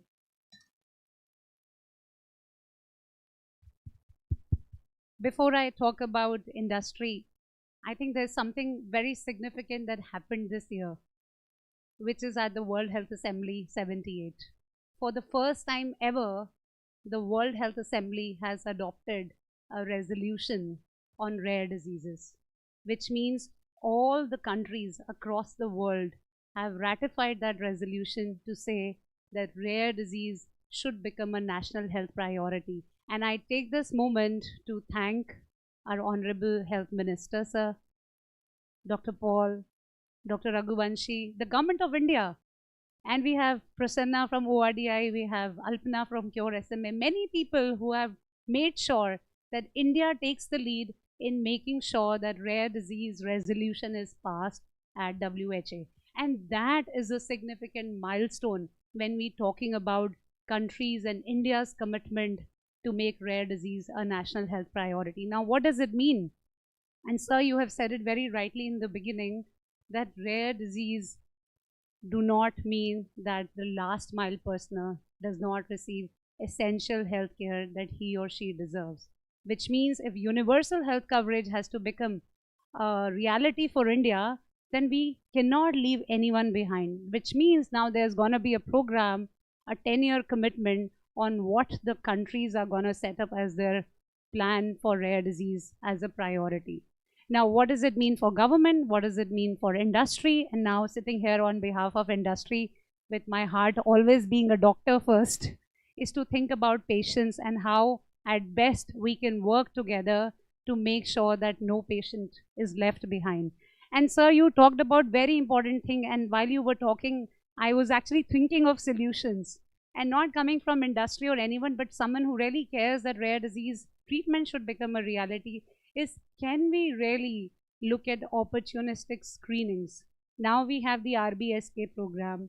We are talking of NBS, the neonatal screening. Can we also look at opportunistic screenings in the pediatric clinics where these, children are coming? And because we know most of the rare diseases are happening in children, 70 to 80% are diagnosed there.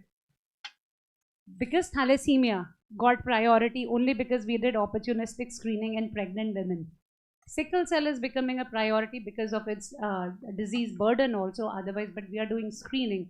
Maybe there is an opportunity if industry, if advocacy partners all come together, we can help setting up multidisciplinary clinics to make sure that these children are diagnosed earlier and faster and get into the healthcare ecosystem.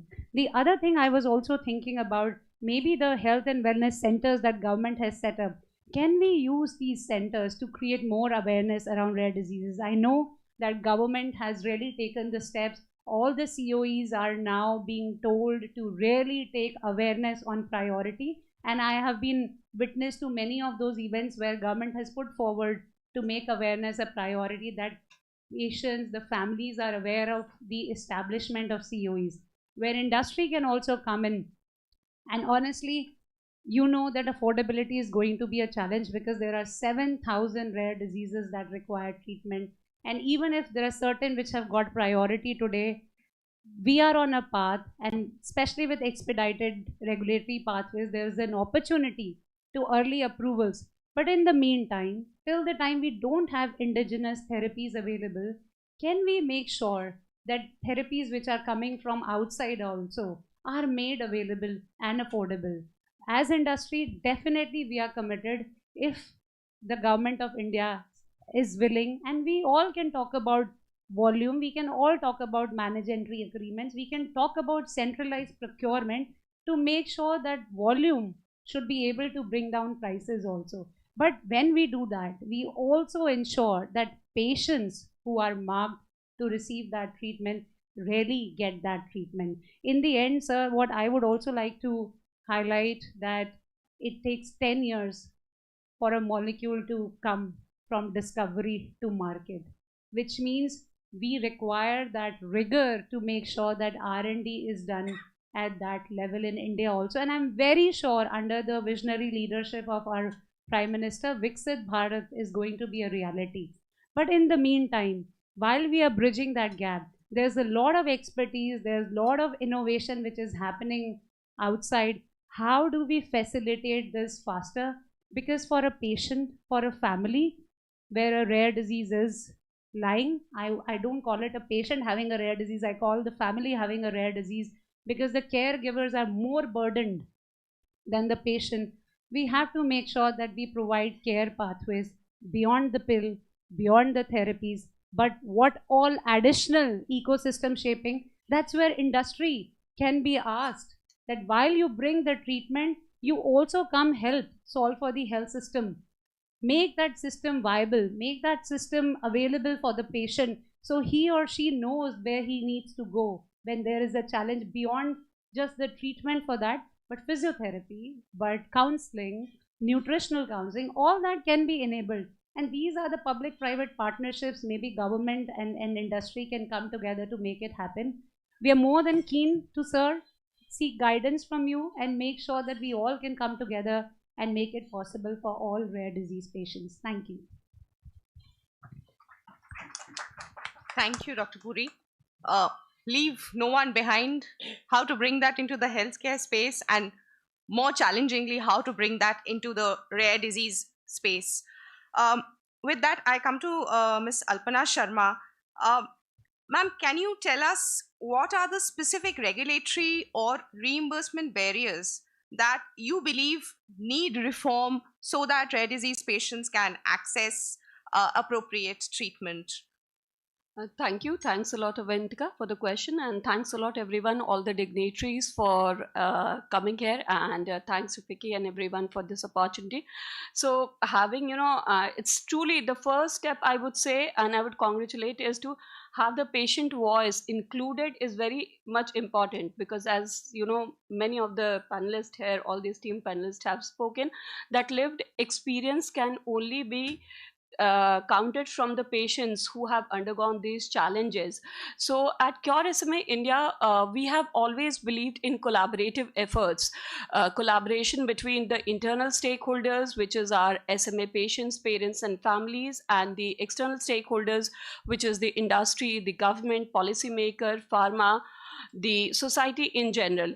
So for any of these, the pain points that patients have to go through, especially it comes the first when the diagnosis is come, that itself is kind of challenging. And rare disease is, by the name as it is suggesting, is rare. However, more than, I would say, as Dr. Paul was also saying, 8 or 10 crores, if we go by numbers, are there. So the number of COEs, if you see, is now that AIMS Patna is also a COE, is just 13 COE. We need more COEs. First of all, the gaps that are there in terms that let's say I live in Mumbai, and in the state of Maharashtra, Chhattisgarh, MP and Gujarat, we have just one COE, which is KEM. So probably more COEs, Nidan Kendras as required, because treatment is very, very important aspect of this. But if we understand India is a resource constrained country, but if not treatment, at least let's talk about prevention as well. We had a SMA run, or an awareness program, where we talked about screen early and be smart, save lives. So the in terms of policy gaps is the limited diagnosis and delayed detection. At times rare disease patient even face delay up to 20 years of diagnosis because of lack of awareness. And there's a lot, on a grassroots level, we need to have the awareness amongst the clinician, the practitioners, the healthcare professionals, for them to be aware about the symptoms. And in such cases, these drugs, we talk about the treatment aspect. I would like to give one example as well here, that Kerala has set an exemplary role model has been for this care for rare, or they have provided a comprehensive care for SMA children and other rare diseases by leveraging their policies, the NPRD, as well as Kerala United Against Rare Diseases. So we can have many such probably programs where at least the treatable rare diseases for which there is a definitive treatment we need to have, and they are showing a better patient outcome, that needs to be reimbursed. And in terms of the regulatory approval, expedited or fast track regulatory approval, especially in cases of diseases which takes the drug development itself takes a lot of time, would be really helpful. So thank you. Thanks a lot.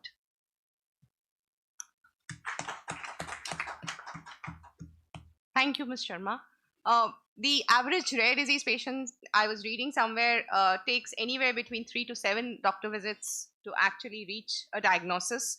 So, the importance of timely care, the importance of diagnosis. Dr. Paul, if I can come back to you, what are the key priorities Niti Aayog sees in building a future-ready research and regulatory ecosystem for rare diseases to accelerate indigenous innovation, global collaboration, and fast-track access to high-need therapies? Well, thank you very much, Abantika. Let me say 4 takeaways that I'm hearing, and part of that is the specific question that you raised. Firstly, I think I would appeal to our clinical fraternity and research fraternity to identify now another set of rare diseases where in the proximate we can work together, right? So we worked on, let's say, those 7 diseases. You said it was important, and delivery has happened more or less. I would say by the end of this year we would have delivered on those diseases. It's not easy. 7-8 diseases पे small molecule मिल गए हैं, मिलके करके दिखाया industry ने और CDSCO ने. तो मैं चाहूँगा कि आप अगली लिस्ट को पकड़ें क्या. Which 4 are the next one where it is not about enzyme therapy and cell. I'll come to that in a minute. So is there a dimension, is there a set of priorities which can be our next dimension of our work in the same way and perhaps even more vigor and more rigor? So that's my first suggestion कि अभी हमने 7-8 किए हैं और करते हैं. Difficult वालों के लिए मैं अभी आता हूँ. तो that is the first one, and where even Rajiv, your guidance would be useful, that you have the entire radar available to you and we can spot where this is possible. As I said, that one of the anomalies was for a particular drug, perhaps 19, API यहाँ बनता था, वो फिर Germany जाके फिर वो 3 करोड़ का वापस आता था. तो ऐसे ऐसे भी आप सब लोग भी सोचिए कि कहाँ पे हम मिलके अगले 5 मॉलिक्यूल्स के ऊपर क्या काम कर सकते हैं. That is my first takeaway today. Second, I would request the industry here and not those who are not here, in the space of cell and gene therapy and biologics, आप क्या सोच रहे हो? आपके अपनी तरफ से किस तरह की अपॉर्चुनिटीज आप देख रहे हो? अमिताभ जी ने कहा कि सिर्फ दोनों पे ही काम करना चाहिए. हम अपने आप क्या बनाएं? We also have an opportunity to work with products that are available for tech transfer to be then made on the soil of India. Why not? So I'm requesting the industry here through the FICCI portal and platform, sir. और मे भी इसके लिए अलग से मिलते हैं एक बार, और पार्लियामेंटेरियन के फोरम के साथ भी हम मिल सकते हैं क्योंकि उन्होंने हमें दिशा दी है. तो मैं चाहूँगा कि इसके बारे में, and that goes beyond rare diseases, of course, that goes also for cancer, that goes also for some of the other important disorders. So because our frontier has to, frontier is cell and gene therapy, enzyme therapies. ये frontier को हम मिलके कैसे पकड़ेंगे? तो शायद इसकी चर्चा पीसमील में हो रही हो, इधर बता गए, मुझे बता गए, उधर कर गए. इकट्ठे फिर बात करें क्या? इसके क्या एनेबलर होंगे? आपको रेगुलेटरी पाथवे उसमें क्या चाहिए? इसमें क्या चेंज चाहिए? What is it that the science organizations of DBT should do? What is it that the principal scientific advisor can do? What is it that NITI can do? So I would definitely make this as a very important recommendation in the context of rare diseases, which we will definitely prioritize within that. And some time has come that we address that, but we also go beyond that into cancers and regenerative therapy and these other biologics and so on.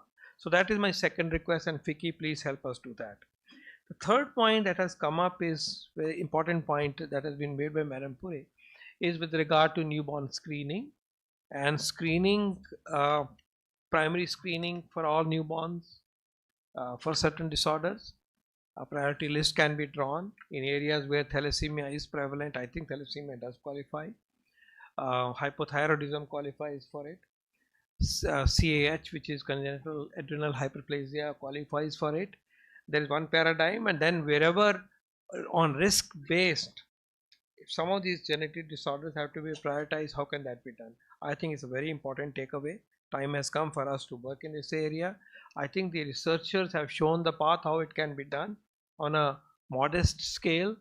It is now for us to work together to take it to a larger scale, particularly in those states where health systems are strong, and make a beginning there. But then we can also look upon this differently and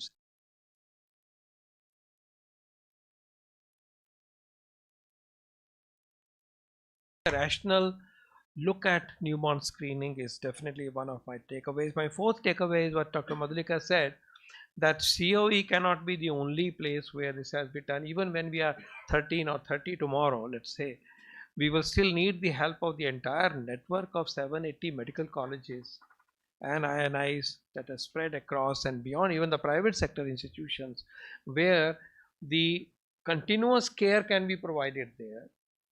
Initial diagnosis and periodic evaluation can be done at the COE level if required and if possible through telemedicine. So I think this is one paradigm that we should talk about, and that should be embedded and we can build on that. So that's my fourth very, very important takeaway. I think on this, the last bit that you mentioned was with regard to the regulation and how to do all this. Clearly, over the last few years, particularly under the leadership of Dr. Raghuvanshi, we have seen regulatory pathways becoming business friendly, science friendly, innovation friendly, and that process needs to be taken forward for developing cell and gene therapy, for for accelerated developments of countermeasures for infections that have outbreak and pandemic potential. We need pathways which have to be different. That work is going on. I like to see that work getting accelerated, that work to be reaching the point of final sort of finality, so that we have those pathways available to us. I'm sure Raghuvanshi ji is already engaged and leveraging all our resources and guidance to take it forward. But surely that would be needed, and I think we should work systematically in that, because just to mention, for the CAR T cell, that lymphoma CAR T cell, the immunoact CAR T cell, you see, where the experience will be based on 30 patients. That's it. The vaccine for COVID, Covaxin, required 24,000 subjects trial. So it has to be different. Even other drugs, a few thousand patients are taken. तो ये सब बदल जाता है, कुछ steps खत्म हो जाने चाहिए, कुछ स्टेप्स स्ट्रेंथन होने चाहिए, और उसमें हम कैसे फैसिलिटेशन कर सकते हैं, तो वो पाथवेज हमारे अपने सिस्टम के अंतर्गत जो संभावनाएं हैं उसको लेके हमें बनानी चाहिए. मैं तो इसी पॉइंट पे छोड़ूंगा. Maybe doctor Raghuvanshi ji, you may like to come on this, because this is our very urgent national need. Thank you. So thank you, thank you, sir. On regulatory side, there are two aspects which have unfolded in last few years. One is general improvement and general correction in the system, which we have been trying for almost more than 2 years now. A lot of things have been done, and I think many of you would vouch for that. Coming especially to the rare disease therapies, and within that to support innovation, we have two divisions. One is specifically dedicated for CGT therapy approvals, and another on a little larger scale, anything to do with IND, which is basically the discovery and innovation. So these two divisions we have actually separated out organizationally in CDSCO, and have changed the approval system for these two domains. The layers have been reduced, the operational model has been reduced, and we have put in the maximum number of queries to be raised, and a dedicated team is in place.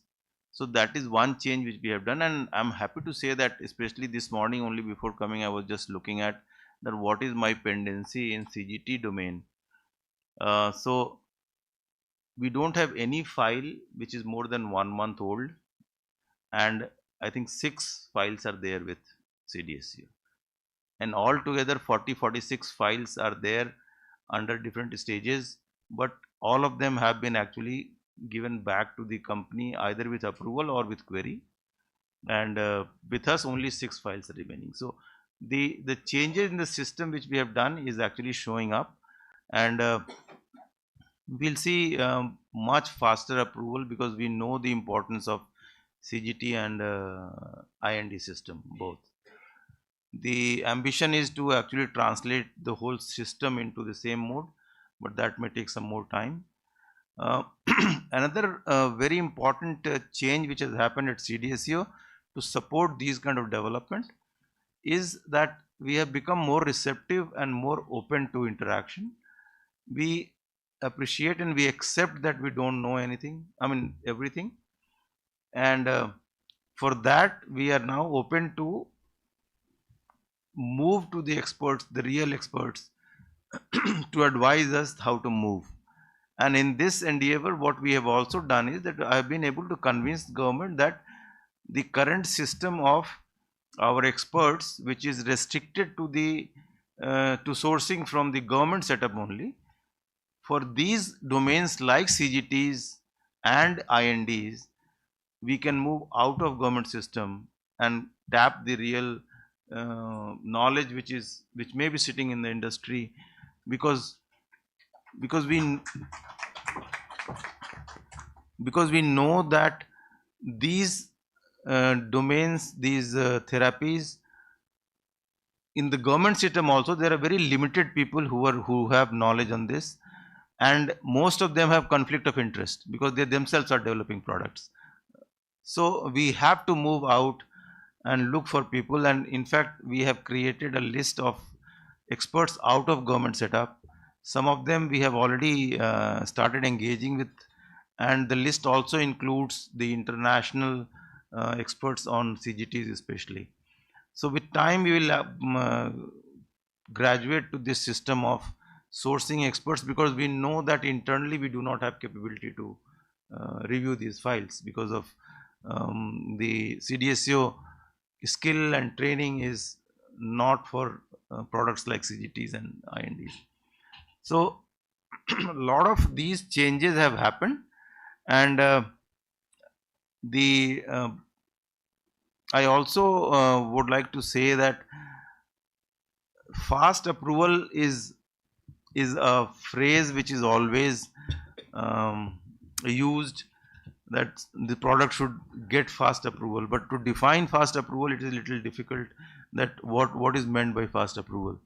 And in case of the CAR-T therapy which we approved, 2 of them, both of them happened for the first time. We learned and we approved, it took some time for us, but now since the experience is there, once the ice was broken, I see now at least 10-12 more products at different stages in CAR-T only have already been filed and are being reviewed, and we now also know that who are the people. But what I wanted to communicate is that the approval of both the CAR-Ts happened on phase 2 data. We didn't go for phase 3 data, because what Dr. Paul was saying, that we have very less number of patients available. I mean, we recognize that, and that is why the approval, the urgency was actually demonstrated in terms of approval based on phase 2 data. I think we reviewed only data on 50 patients. So whenever the need comes, and we have also demonstrated during COVID, because in COVID also the review was very fast, the limited data, and with the help of all the experts, that confidence was built, and then the products were approved. So the system is there, and we are happy to basically take more and ready for approving these kind of innovative and rare disease therapies. On whatever we saw this morning, about 5 approvals, so there are many more which are coming, which are in pipeline, There also the system is sensitive. We have a established system of fast track approval. Once we recognize that this product has to be taken on fast track, then a special pathway is there where we put in and um, take it for review. The disconnect which happens is always the understanding of regulator and an understanding of the applicant on the definition of fast approval. I mean, on one side, the applicant always thinks that they should get approval with whatever data they have, but regulator wants more to build that confidence, because ultimately the safety responsibility lies with regulator. So balance has to be created between the two, and that's where we are ready, and we have demonstrated that we are ready to do that.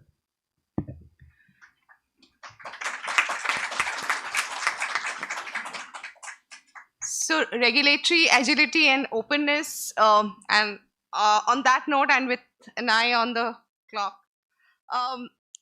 we will have to dispense with the next round of questions, unfortunately, but we can take questions from the floor, right? So maybe 2 questions we can take, if, yeah, please.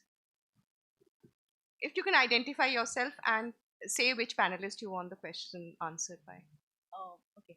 Hi, I'm Clarinda Cerejo. I live with a rare disease called neuromyelitis optica spectrum disorder, and I represent an organization called the Sumaira Foundation. I have a question for either Raghuvanshi sir or Paul sir. It's related to affordability and policy. 7,000 rare diseases, 63 on the list. I understand that there is a cost benefit analysis to be made, and I understand that the government cannot be expected to finance 8 to 10 crore people living with rare diseases. The challenge though is that private insurers don't consider rare diseases anywhere, and what happens is that the minute a rare disease is mentioned anywhere in your medical records, I cannot claim insurance for any other unrelated thing as well. So the burden, the financial burden, spills well over my rare disease into every aspect of my health. You know, I can fracture my leg, which has nothing to do with my rare disease, and I cannot claim that because the insurer will see the mention of my rare disease. And I understand that private insurance coverage is not under the purview of the Ministry of Health, but is there any way that the thinking can be broader in terms of how else can rare disease patients then benefit, at least like in other ways, not necessarily in just one way by the policy?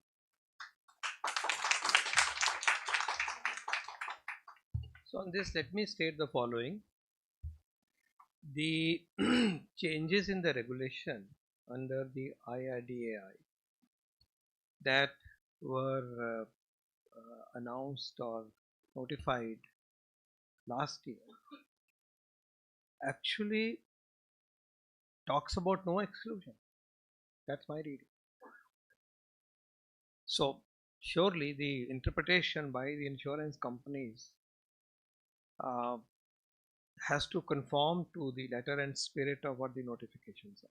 My understanding is that there is no exclusion, and in case we would like us to examine this issue, we're happy to do it and to take up the matter further. You know, if it is unresolved, let's say, okay, thanks for pointing it out. If it is unresolved, then yes, we will be happy to take it forward. Kindly educate us, and we'll be happy to work with the patient groups and others. Let's see where we are, and if that frontier has to be pushed, then we will do it. It's our job, we will do it. Thank you. Hello sir, this is Dr. Sudhendra from Organization for Rare Diseases India. As we are sitting here today, there are more than 400 rare disease drugs which are off patent, and some of them are disease modifying, some of them are therapeutic. Rare disease is also recognized by WHO resolution in 2025 as a global health priority. That puts rare disease drugs in the essential medicine list. My question to you is, to Dr. Paul and Dr. Raghuvamshi, is that what are the policy changes that are needed to expand the market for the rare disease drugs which are being manufactured by the Indian companies, so that they can think of Make in India, and not only for India but for also for low and middle income countries and possibly BRICS? What should be the policy changes that we should be looking? Because market is the main question whenever we say that a rare disease drug is being manufactured in India. Then they will because we know that the PLI scheme is a very important scheme, but the scheme has not been able to deliver in terms of incentivizing the pharmaceutical companies to manufacture off-patent drugs.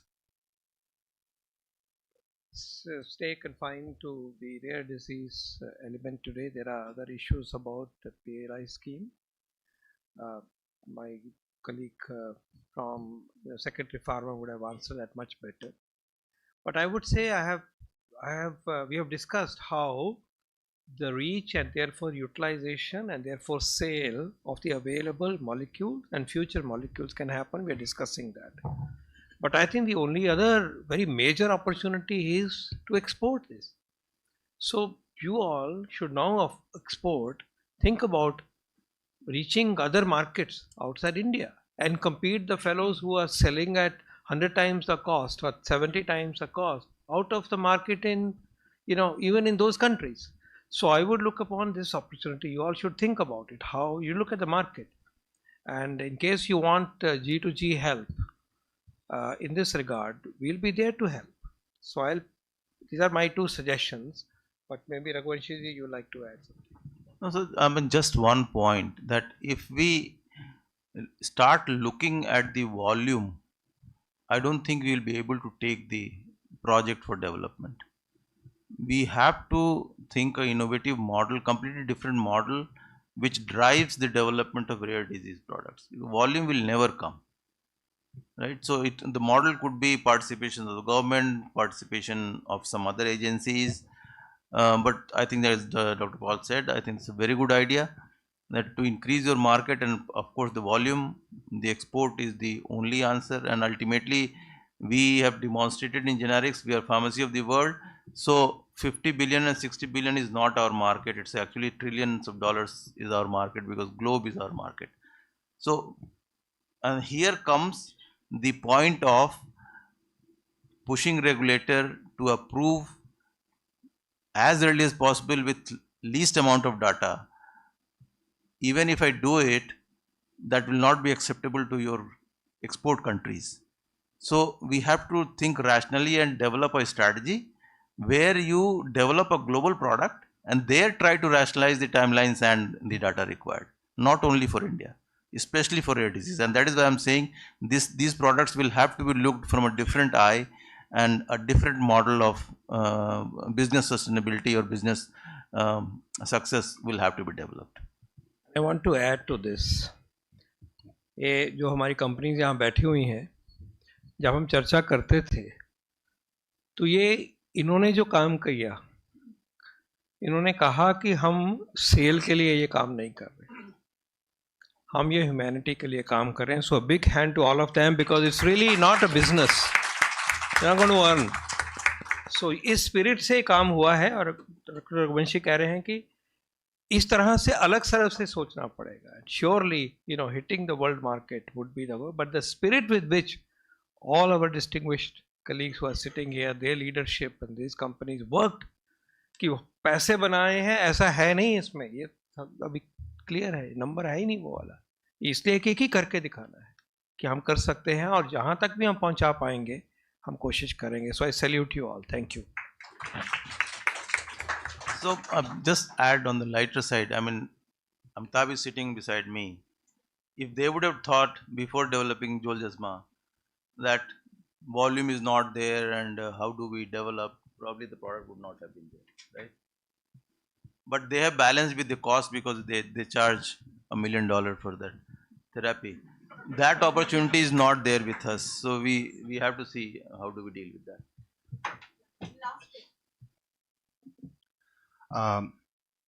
Very good afternoon, all of you. So my question is for Dr. Paul and Dr. Rajiv. I also want your insight on this. So, sir, why NPRE exclude the high-cost advanced therapy reimbursement? How can our country justify calling it a national policy if the majority of the patient remain uncovered? Because as stated that by NPRE that they give short-term aid for only 20 lakh under the scheme of umbrella scheme of Rashtriya Arogya Nidhi, and afterward if the patient is suffering for a long-term illness consistently, you have to just watch out for crowdfunding. And thirdly, they also state that they are not sustainable for the national health budget. And I'm glad that Dr. Miss Alpana Sharma is also here.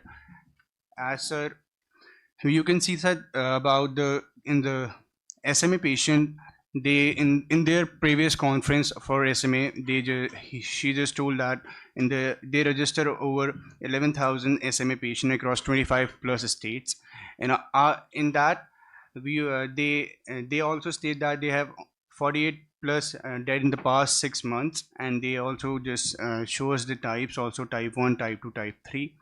But the question is, sir, that how can one get the get rid of these kind of things? I think this is a topic, the next session has a more opportunity because you will have a presence of senior representative of the Ministry of Health. Let's pause this discussion to the next session where additional DG and is coming. We leave it there because let's hear the full details of how the policy is evolving and how much can be done, how much cannot be done. Thank you. Thank you so much for the questions, and thank you to all the panelists for your very insightful comments. Thank you, everybody. Thank you so much, and I must say an extremely interesting and wonderful session with huge amount of takeaways. We'll take just a moment from the panelists, may I request. Ladies and gentlemen, we now quickly request Dr. Paul and the panelists on the dais to kindly present an award to Loris Lab.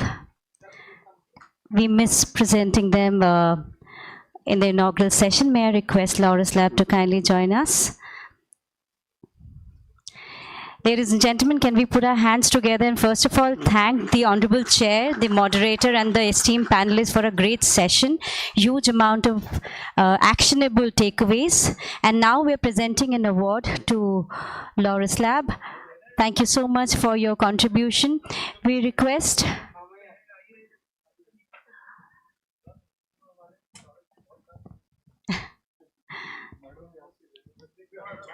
thank you so much, Loris Lab. On behalf of FICCI, we would like to request Mr. Ishan Pandita, Additional Director and Head MVT Ayush and Life Science FICCI, to kindly present mementos to our esteemed panelists. May I request you, sir, to kindly present a memento to Dr. Vinod Paul. Ladies and gentlemen, I request you to kindly put your hands together and thank our Honorable Chair of the session for a great session. We thank Dr. Rajiv Singh Raghuvanshi. Thank you so much, sir, for your very insightful, actionable points that you discussed. May we now thank Professor Madhulika Kabra. Thank you, ma'am. Thank you so much for your valuable inputs. May we now present a memento to Dr. Shefali Gulati. Thank you so much, ma'am, for joining us this afternoon. We thank Mr. Amitabh Dubey. Thank you so much, sir. We also thank Dr. Monica Puri. Thank you, ma'am, for your valuable and very insightful thoughts that you shared. May we once again request Mr. Ishan to now present a memento to Ms. Alpana Sharma.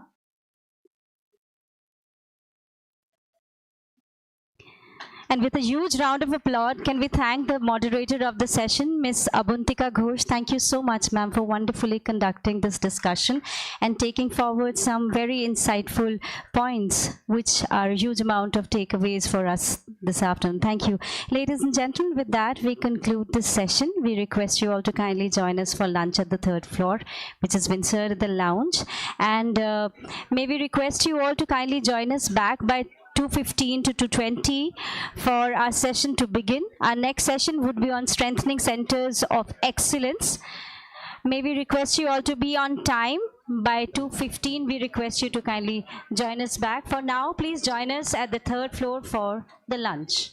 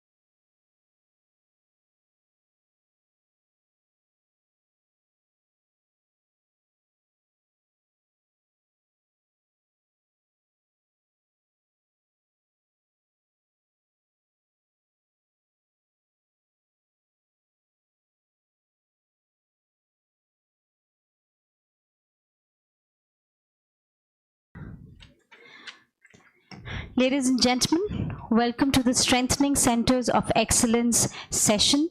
This is session 2 of the day. We now request you all to kindly settle down.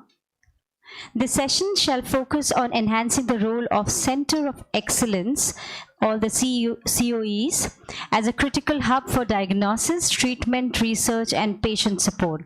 We look forward to an engaging and action-oriented discussion. May I request you all to kindly join me as I invite the Honorable Chair, the Moderator, and the esteemed panelist of the session, inviting onto the dais Honorable Chair of the session, Member of Parliament, Joint Convener IMPF, and Public Representative committed to strengthening India's healthcare infrastructure, Dr. Jaswant Singh Parmar. Warm welcome, sir. Namaskaram. Swagatam. May I now request the moderator of the session, Senior Director, Global Policy and Public Affairs, Pfizer India Limited, Mr. Sharad Goswami, to kindly join us onto the stage. Warm welcome to you. And now I request all the esteemed panelists to kindly join us onto the stage, inviting Founder DRG Path Lab and Director and Chairman Medical Advisory Committee on Quest Laboratories Limited, Dr. Ravi Gaur, to kindly join us onto the stage. Warm welcome to you. Once again, requesting everyone in the hall to kindly settle down, please. Thank you. We now request Professor, Institute of Medical Genetics and Genomics, Sri Gangaram Hospital, Dr. Ratna Duapuri, to kindly join us onto the stage. Warm welcome, ma'am.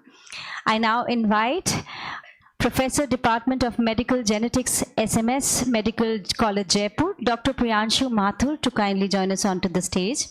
Ladies and gentlemen, Director, Center for Human Genetics, Dr. Meenakshi Bhatt, will join us virtually. She has sent all the best wishes. She has sent her regret also that she could not join us personally, but she has assured that she'll be joining us virtually. May I now invite on stage Head Public Market, Takeda Biopharmaceuticals India Private Limited, Mr. Neeraj Kumar, to kindly join us onto the stage. Warm welcome to you.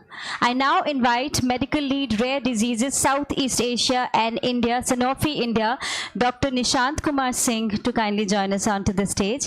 Now I invite Co-Founder and Executive Director, Organization for Rare Disease India, Dr. Prasanna Kumar Shirol, to kindly join us onto the stage. Once again, a very warm welcome to the esteemed panelists on the dais. And may I now request the moderator of the session, Mr. Sharad Goswami, to kindly take over. Over to you, sir. Thank you. Welcome, everyone. After your lunch, I have my Pfizer colleagues who are here. Good to see you. So thank you again and welcome back. We've had a very interesting first half of this important event. And today in this panel, we are going to talk about, as we say, where the rubber meets the road. The point where rare disease treatments and therapies and care is actually delivered to patients, which are the centers of excellence. And then what do we do, what can we do to make that point of delivery more robust, stronger, provide more comprehensive care, and really deliver on the aspirations of the rare disease policy. And I think that's what the core of today's discussion is. Before we go into the panel, I am really privileged to welcome Dr. Jaswant Singh Parmar, Member of Parliament and Joint Convener of the IMPH. Thank you, sir, for being here and for joining this panel. And I'd like to invite you to deliver your opening comments. Thank you. Good afternoon, everybody. It's a great honor for me to be part of this conference. And all of us know that the morning session was fully dedicated to rare diseases, introduction of the diseases, or the prevalence of the diseases. But before going to the detail, bit correction, I am a surgeon by profession. And I am practicing surgeon right now because I am the junior most parliamentarian right now. I had joined for first time. And it was a surprise for me for I'm becoming a parliamentarian because I wasn't aware of the election also on that day. My name came on the screen and I got surprised. And similar, surprise was given by my colleague Dr. Bonde that you have to chair one session. So I am really thankful to all of you, but I will start with one important my experience, and I am coming from the area where the rare diseases are very common. And few days back, you might have read one article in Times of India that rare diseases in India are now not rare. And why it is told so? Because when I was a practitioner, I came in practice in 2001 in Civil Hospital Godhra. You might be knowing Godhra very well. And 2004 onwards, I started my private practice. During that, I had seen that the patient with sickle cell were consulting orthopedic surgeons. Now you can judge what was the level of awareness at that time. So if they can't treat or they can't get response in better way, they come to physician. Even physicians were not aware of sickle cell at that time, you can imagine. But now, under the visionary leadership of our Prime Minister Narendra Modi ji, we had achieved many milestones, and I can say in one line, we had traveled from Janam Kundli to Genome Kundli. And we should get advantage of those Genome Kundlis for our newer colleagues who are participating or who are going to in field of research. Because this Genome Kundli, I had used that terminology because you might have been knowing that the genome sequencing of 10,000 people are along with us. Right now it's a genome grid, but it's of healthy people. But for rare diseases, this may be the great platform. And for the funds for research, I think ANRF, that is Anusandhan National Research Fund, and that will be the turning point of our research facilities. And I think the newer our colleagues who are going in research should take advantage of that too. And now moving forward, today's our core concept is strengthening of centers of excellences for rare diseases. But what is the, in nutshell, what is the core concept of these centers? And what should be this concept? According to me, it's my personal thoughts. You may take it. That one mission, it was previously declared as a program, National Sickle Cell Elimination Program. That turns out to be a mission. So what's the difference between program and mission? That we have to understand. And that mission should be completed by 2047. It's a deadline for Develop India, and equally it is important to eradicate sickle cell disease from our country. But similarly, we had seen in the previous lectures of our Honorable Prime Minister Narendra Modi ji, the net zero by 2070. So we should think regarding elimination of all rare diseases from our country by 2070. We should set some goals for that. And for that, these COEs are most important, because we had discussed right now is regarding how to treat, what treatments are available, how will reach out those patients. But who are the patients? Who decides the vulnerable population? Because we are screening vulnerable population. That terminology is decided by whom? This terminology is decided by the people who are least concerned with the detailed health care. I can say ASA worker. How will she decide that this is the vulnerable population?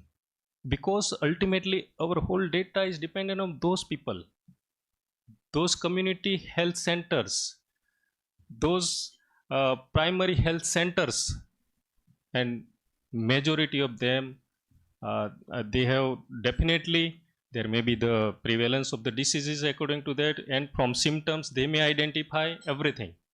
But ultimately, this is the not right data. As far as my knowledge is concerned, the 35% of prevalence of the sickle cell trait in 17 states of our country. And what should we think for that? Because it is still underdiagnosed, sickle cell trait. This is no doubt, this is a bit of lesser, but as far as CO is concerned, we should go in detail, we should go for mass screening, but this will not be the answer. What will be the answer? Because we are going antenatal, prenatal care and screening, but say for example, one couple from my district is migrating to another place. The pregnant lady at home, she is taking care, she is screened, but the husband escapes. So these are the loopholes. But to foolproof those loopholes, what can we do? That is my idea, is that how many live births taking place per day in our country? That is 65,000 to 70,000 per day. Now, among them, 17 states, how much participation of 17 states? That we have to calculate it. And go for every child born on a particular day should be screened for those rare diseases that is a big burden to our country. And their chronology we have to set. That is the sickle cell, thalassemia, G6PD, TSH, phenylketonuria, or whatever the list we are available are there, kits available are there, or we have to form some certain policies that every newborn should be screened in those 17 states or aspirational districts at least. That will be the answer, and that will increase the number by 3 to 4 folds according to my knowledge. And we have to cover all of them, and that will definitely lead to these rare diseases, to common diseases. That's my idea, that every newborn should be screened, and that newborn screen nowadays the latest instrument or technology available, that dry blood spot can diagnose 8 to 10 rare diseases, and we should apply that one. And this should be taken on mission mode. Why mission mode? Because today we had seen that Niti Aayog, IMPF, and our FICCI, this is the teamwork. Any mission or motion to get success, we have to depend upon 5 T's. Yesterday, one of our minister had given very good definition, all 5 things, 5 T's. That is the trust. We should earn the trust of the patients, trust of the societies, and last but not least is self-confidence. Again, transparency of the policies, transformation. How transformation takes place, I will explain later. Then the technology. Yeah, just we have some words with someone that AI, I think that will play a crucial role in research and algorithm to get set. And the teamwork. This is the best example of teamwork, that IMPF, Niti Aayog and FICCI work together. Policy can be changed like anyway. And how the transformation can take place. Our Modi ji always used to say that reforms perform, and that will lead to transform. Reform periodically, perform consistently, that will definitely lead to transform the world. And today's the main topic is the strengthening of center of excellences for the rare diseases, and for that I had applied for one special mention in Parliament that every district should get one genome typing center. That will be the ultimate answer for upcoming technologies. If you have got good technology, but you have no genome kundli, you have no genome sequencing, whom to apply? It is not the matter of some medicines that we can utilize in sickle cell anemia or any rare diseases. And that's my idea, that for center of excellences, every district in our Gujarat, every district has one medical college. Why can't we convert them to center of excellences? We can. And we can provide one example. We can set one example pan India that Gujarat has, many districts have more than one medical colleges. You can decide one medical college as a center of excellence. We can do that. Now it's become easier. Government is open to all the funding and everything, but crowdfunding is not the answer.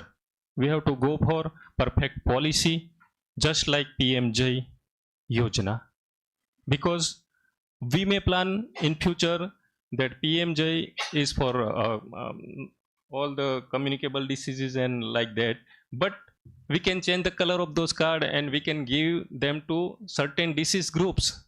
Those are non-curable. We can give to another color. We can improve that cap to up to 1 crore, 2 crore. Then chronic diseases, those requires regular checkup and regular maintenance. That particular fund, per month fund, we can regulate in that way. That's my idea. And rest of the things can be discussed like anything, because this is the era of computer brain interface. And in that era, our colleagues have many things to say regarding molecular seizure and their utilization in the diagnosis and advanced molecular seizure for the treatment of the rare diseases like sickle cell, thalassemia, muscular atrophy, like that. Because hemoglobinopathies are the most common things in India. Rest of the things are common but not that much deadly. Thank you very much. Over to our moderator. Thank you, Dr. Parmar, very, very much. I think it's a perfect opening to this conversation. And I do want to thank you, Dr. Bonde, again, as well as IMPH. We had a very good conversation just before this panel, and I see that you are very much committed to helping make changes in this entire ecosystem. So we thank you for your interest and for your commitment. Before we go into the panel, I must do this, so I will take maybe a minute and talk to you about what Pfizer is doing in this space, and then I'll make sure that this is very small. I won't take too much time, but then I'll quickly start into the panel. So from our perspective, growth hormone deficiency, hemophilia, and cardiac amyloidosis are three rare disease areas where we have research, where we have therapies, where we have an intent to make a difference. But beyond our therapies also, and I must share this more widely, and we put little leaflets on the counter outside, please have a look at them. We've also set up now 5 patient help desks in 5 of the 13 COEs. These are MAMC Delhi, AIMS Bhopal, Nizams Hyderabad, IGICH Bangalore, and AIMS Delhi. So 5 of them, MAMC, AIMS Bhopal, Nizams, IGICH, and AIMS Delhi. And collectively, we have already registered about 30,000 patients. About 1,000 of them have been connected to funding through the rare disease policy. So what we're really trying to do is to lighten the non-administrative load of the COEs. The COEs already are very much stretched, and let them focus on clinical aspects and let them not be bogged down by this other work that needs to be done. So we are hoping this model can be a pilot that can be looked at and others can contribute. With that having been done, I want to start this discussion. I'll change the order around a little bit, but what we want to achieve at the end of this panel is a series of recommendations, literally bullet points that can be compiled by FICCI, that can be then submitted both to yourselves as members of parliament and also to Dr. Paul at Niti Aayog. which can then become action points with which COEs can be further strengthened, and we can chart the course forward for COEs. So on that, and maybe first I will go to Dr. Ratna Duapuri, because we had a very interesting conversation during lunch. One thing that we've heard since morning is these COEs are not enough. We have 13 and 13 are not enough. We definitely need to expand this network. And there are many creative ways to do it. Dr. Parmar just spoke about how every district hospital could potentially be some kind of a COE. You represent a very advanced facility as well. So what's your thinking on how do we expand the COEs? And could there be a concept where the private sector could also serve as COEs attached to the government COE in every state? So if you could just speak a little bit more about that, please. Thank you so much for that question. Yes, so it's a huge population. It's 1.4 billion. And so we understand that 13 COEs are not going to suffice, because those COEs are not only looking after children with rare disorders, they are doing a lot of additional work. And it is out of those, about 50% of them which have dedicated genetic units with people who are experienced in genetics, and therefore they take forward the work that they were doing, but in a manner where treatment can be given to patients. Diagnosis, counseling, prevention was always a part of those centers. Okay, and this is like he's already mentioned where he set up the help desk, and I recognize that those are the key genetic centers were existent and therefore very appropriately have become COEs. The newer COEs, because genetics is still a very, very nascent speciality in our country, and rare diseases, though we've been working for 25 years, Dr. Madhulika is here even longer than I have been working. She's been working on this. It was an unknown field. And so we were asked, what are you going to do after training? And so we didn't know. We didn't know whether we'd even get a job. In fact, after training, I was the first person who didn't go back to the primary specialty, but continued in the specialty of genetics. So you can see how long and how far we have come. But I think it's very important for the newer centers where genetic centers are not established that knowledge comes first. Otherwise, our whole work of creating a good environment for patients with rare disorders who've long been neglected will come undercover, because the patients recognize, the patients talk, and they talk to their, within their group, within their parent groups. And therefore, this hub and spoke model works well for centers in the private healthcare. There are centers who are also involved in Ayushman Bharat, who are doing all those services as it is. And therefore, this should be extended to managing rare diseases.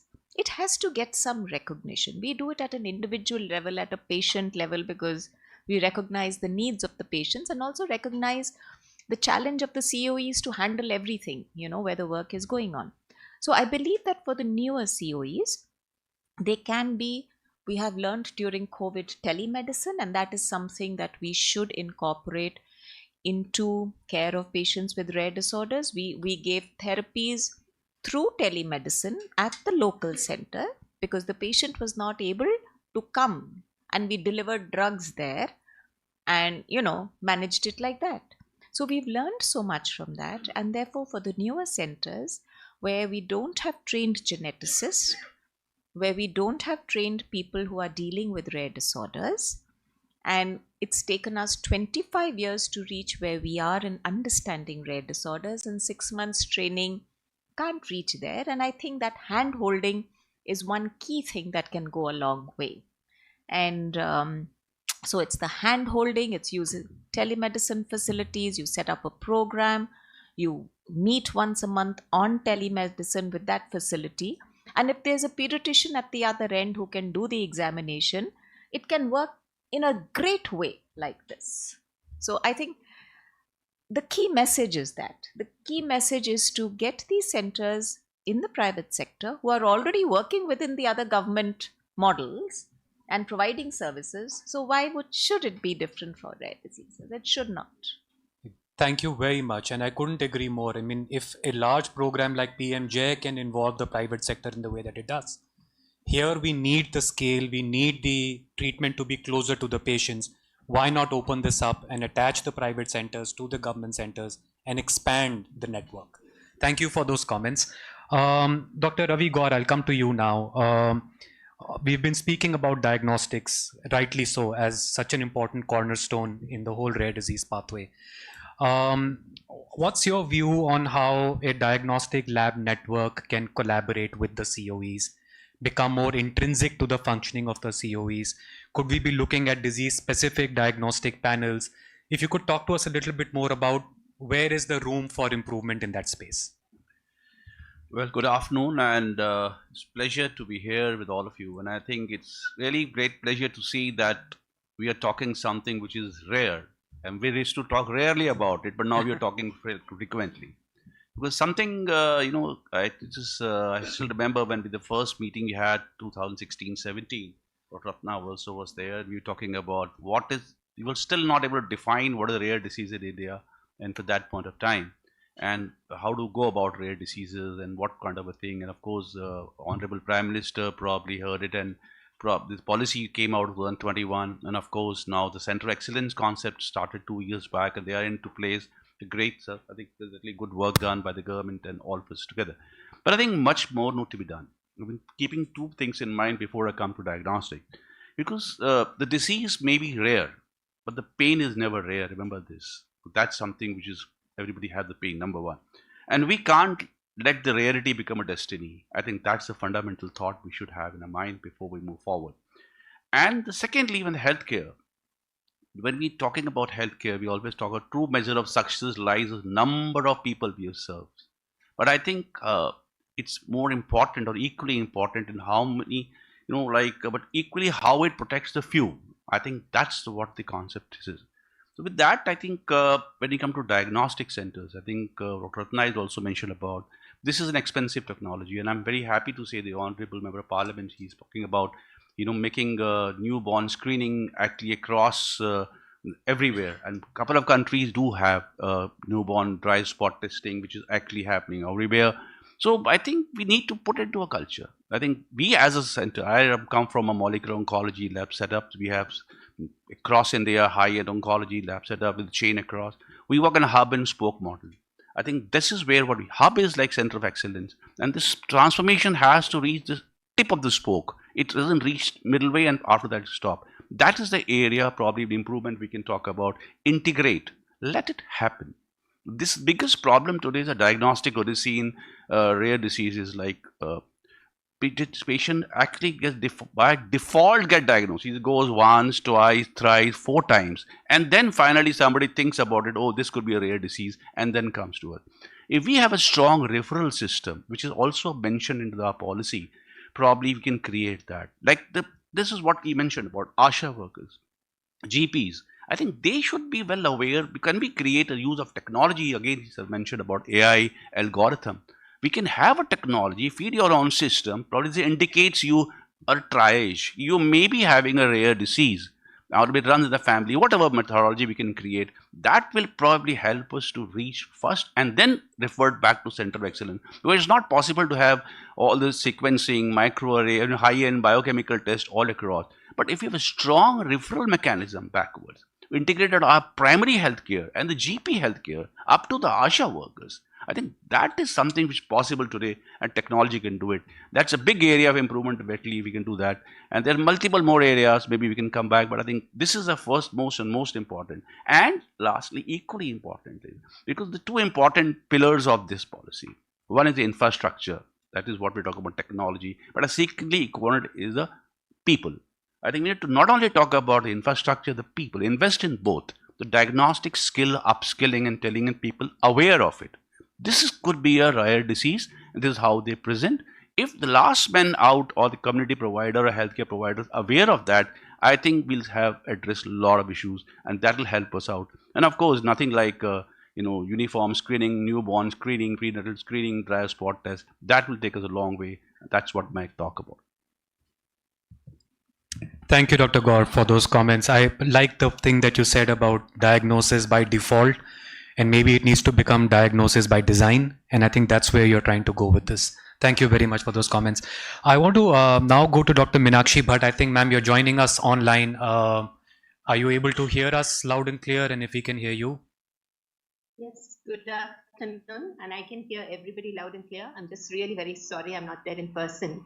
Such esteemed panelists and audience, please Thank you. do ask. Thank you. Thank you for joining us online. So a lot of conversation also around genetic counseling capabilities and capacities, and do they really exist? They may exist currently in some of the larger COEs, but as we are looking at the hub and spoke model, at the spoke level, there would definitely be a challenge when it comes to genetic counseling capacities. So what's your thinking on that? How can this capacity be built? And how can counseling services be strengthened, which are such an important part of managing rare diseases in the country? Thank you, Mr. Goswami. You know, the thing is that, like Anna said, there are a few centers, and these were first identified as centers of excellence. And we were one of the first 8 jointly with Indira Gandhi Institute of Childhood. Now, from long before the policy, we were seeing patients with rare diseases, and one of the, I think, the sensible things we did was to create a database ahead of time before national registry through ICMR came through. So we've got about 40,000 plus patients registered with us, which we are now sharing with the government-led policies. The second thing is, of course, training and manpower. And like you said, I think when you talk about genetic counseling, it's a trained methodology of conveying in lay language something that the family can understand. Most people do not know what a gene is or how to imagine it, and then to understand how it is going to affect their family or extended family members. It's very critical that you have good training. So at our center, like some other centers, we have had a training program for doctors, training program for technicians who run the labs, both in molecular and in cytogenetics. And I think we need to populate these doctors in other centers. Today in India, there are less than 300 clinical geneticists. So even if you have a hub and spoke model, you can place equipment there. You can certainly churn out tests, but you really need the manpower to work with that and to be able to take those results to the public. Even if you have a newborn screening result, you need to tell a family that it's a screening result and what's the next step and where to go for therapy. I certainly agree with Dr. Ratna that telemedicine is one way to reach out before we can create physical hub and spoke models. During COVID, we also set up telemedicine. We used to directly connect with patients. Till date, we have continued this hybrid model.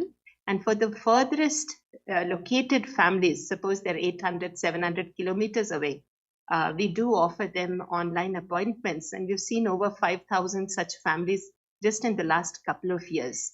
So I think genetic counseling is integral to all this.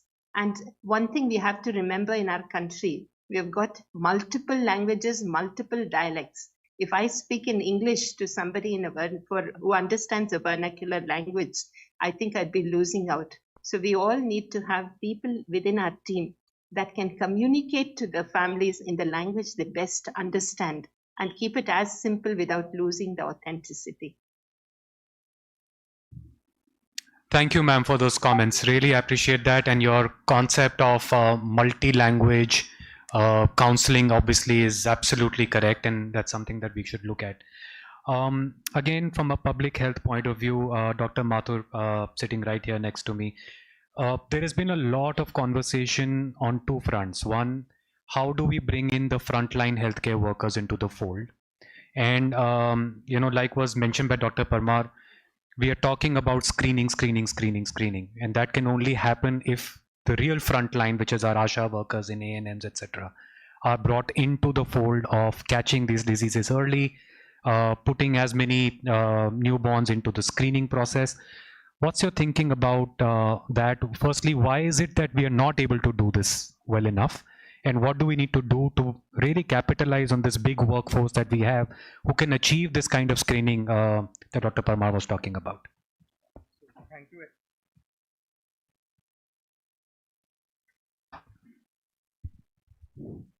Thank you very much, sir, for the question. So I will give the example of Rajasthan. So I'm happy to share that government of Rajasthan is very proactive in this field of rare disease. So around last year, government of Rajasthan they appointed 24 nodal officer across the Rajasthan for rare diseases that are all the medical colleges in the Rajasthan. So we are already having one center of excellence in Jodhpur, and our is a state nodal center for rare disease by state government, and we are awaiting for the approval for COE by Ministry of Health and Family Welfare. We have already submitted our request. So currently what we are doing, so we are having 2-tier referral system. So these 24 nodal officers are placed across all the medical colleges of Rajasthan, and we developed a clinical protocol. So clinical protocol, it's 2-page protocol to screen the possibility of rare genetic disorder in any family, and we are trying to implement it through the NHM. So this protocol, we are sharing this protocol with all the ASHA workers, and we are planning to organize some training program to these ASHA workers so that they can identify these patients and they can set to a first referral system. So after first referral system, if they find any difficulty or if they see there is a possibility of a treatable genetic disorder, so they can refer it to second referral system, that is either SMS Medical College, JK Hospital, SMS Medical College, or AIMS Jodhpur. So we are developing that system. I think if we'll be able to develop that system in few months, so that can have a significant impact in early identification, early screening. So it's a basically clinical protocol. So on the basis of clinical symptoms, they will be able to identify the possibility of genetic disorder. Second important development is in the our state government, they plan to start PDF courses and PDCC courses in the field of clinical genetics. So recently we have submitted a proposal to state government. They already approved these courses, and in this month only, and we hope we will be able to train more and more people in Rajasthan. Thank you very much for those comments, and we'd love to see this model published and the courses made more public so that everyone can pick up on those and use those. Why reinvent if you're already developing this system? Thank you. Now, before I get to my industry colleagues, Dr. Prasanna, I think I must come to you first. We've spoken about the disease, we've spoken about the centers of excellence. Let's speak about patients and patient groups. And I'll probably put this in a very direct way. How involved do you as a representative of patients feel when it comes to delivery of care in rare diseases, particularly at the COEs? And what more can be done to bring patients and patient representatives into this ecosystem such that you are co-designing care, co-designing delivery of care? What are your thoughts on that? Hello, good afternoon. First of all, I would like to thank FICCI for organizing this meeting, and also thank Government of India and Ministry Policymaker for announcing the 14th COE. While we talk about long term and short term, we need to look at what is exactly happening at the current COE level. And as an ORD organization, right from the beginning, from last 11 years, we are working closely with the COEs and the doctors who are sitting here. One is we have established the exclusive daycare ward in Indira Gandhi Institute of Child Health, which is now completing 10th year, and it because the treatment also started first time in Karnataka state. I think that is one model where we have established, and later on with the industry support, we have started in Hyderabad also. Similarly, we can plug the gaps because we have seen a lot of loopholes in the system, and till such time the government chips in, we can integrate. Second, we have last year onwards we have placed because there is a lot of infrastructure gap in the COE. Even today, there is a lack of ownership by the institute, which is resulting into delayed tender or a local procurement process, because there is no ownership from the local state or the institute itself. So we have given the manpower support to 3 COEs. Apart from the 2 nurses in Bangalore, 1 coordinator in AIMS, Hyderabad, and other thing, which is helping the COE nodal officer to process the paper fast and other thing, thereby helping. Then we also have a rare disease helpline which is running from 11 years, So we navigate the patient because there is a lot of patients moving from one part of the country to the other part of the country. We are able to navigate and connect them to the nearest COE or nearest. We work with both private hospital and specialists across the country. Then coming to what as a PAG alone, we also work with the patient support group. While we also connect with them and understand the situation and like try to work around. But because of the challenges, COE itself, we are not going to go beyond what is envisaged. But industry support is very important here because if you look at the international level and other things, a lot of things which PAGs can do. Number one, patient, we all talk about patient centricity whenever we're talking about in today's world, but patients in the country are not involved either in the decision making process or in the rare disease policy or at the COE level itself. I think one of the first document which came was COE has supposed to have a central local committee and patient group representative was supposed to be there. I think if we include, I think there is a first step which we can go forward. We can bring our expertise, we can bring other stakeholders connectivity and start working with the COE heads and also with the government with our own ideas. And we also connected with the international parent support group. We can bring those experiences and do it here. I think it is basically a teamwork. And this will also give confidence to the patient group.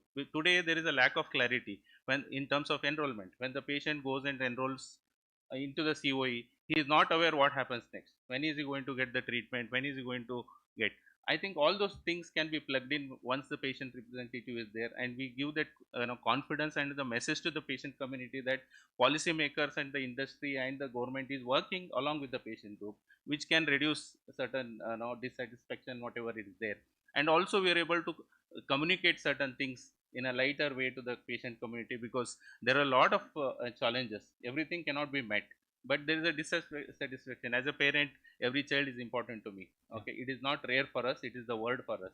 So I think how do we bring only once we have come into a teamwork, like today we have come across Niti Aayog, ministry, FICCI come together. Similarly, once we come together, I think we can do much more.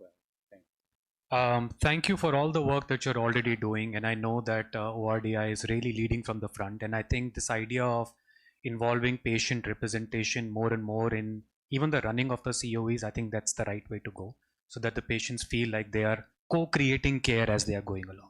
Thank you for those comments. So now I'll come to my industry colleagues. Maybe Neeraj, I'll start with you. You represent one of the leading companies in the space of rare diseases. How do you feel the industry, yourselves and broadly, can collaborate better, do more, contribute more, both with the government as well as with patient groups? Right, Sharad, thank you very much for this question. So I just wanted to acknowledge one thing. I'm very proud to represent a very 244-year-old organization, Takeda, and so there's something which I just wanted to acknowledge and let everyone know. What is also, and it's also a proud moment that to be a part of this multi-dimensional stakeholder who are sitting over here and in the room, wherein we are now talking about what is it which can be done. And the backbone of all this, what we all should acknowledge, is the NPRD which has been published in 2021, right? And a lot of very important stakeholders who have been a very important part of creating this, whether Dr. Madhulika Kabra, whether Dr. Meenakshi Bhatt, whether Dr. Ratna Duapuri, and a lot of them. So that has actually enabled us to talk about rare disease from the prevention to diagnosis and to treatment. And that is the platform which we are utilizing. And that is where I think where Dr. Parmar also mentioned that the mission mode, the vision to mission mode and Janam Kundli to Genome Kundli, this is the backbone which has been created. What is it which industry can do? I think we have all heard some very good examples since morning, wherein we saw that some indigenous development has already happened. Industry partners have come forward and they have now been, because when 2021, we all know what was the status of the funding and the treatment approach at that moment of time. It was about crowdfunding, it was about CSR. The intent was all right, and we had to begin somewhere. And that is where we started making some beginning with, and that 20 lakh moved to 50 lakhs. There was a recognition from the policymakers also that we need to move. How has industry started collaborating? There is collaboration which we already see. 5 drugs are there. There are 4 more drugs which is there in the pipeline. And for that, innovation is critical. What is also is very, very critical in any public access, and especially in rare disease, is sustainability and equitability of the partnership which is there. What we have achieved so far has to be sustainable. I appreciate that a lot of thing has been done on a humanitarian basis, but then it has to be sustainable as well. That is where the partnership and all the partners have to come together and see that right from the three parameters which is there, which is about the prevention, the diagnosis, and the treatment. What is it which we can do? How do we make it sustainable? We have heard about hub and spoke model. We have also seen that what is it which can be done, and there are two things basically which I wanted to talk about. One is how can industry collaborate and how can industry contribute, is also to partner with the multidimensional stakeholder in building a treatment protocol. That because we as industry, we all have experience of different disease area. Hemophilia comes to my mind when it comes to treatment protocol that has evolved over the years in 10 years.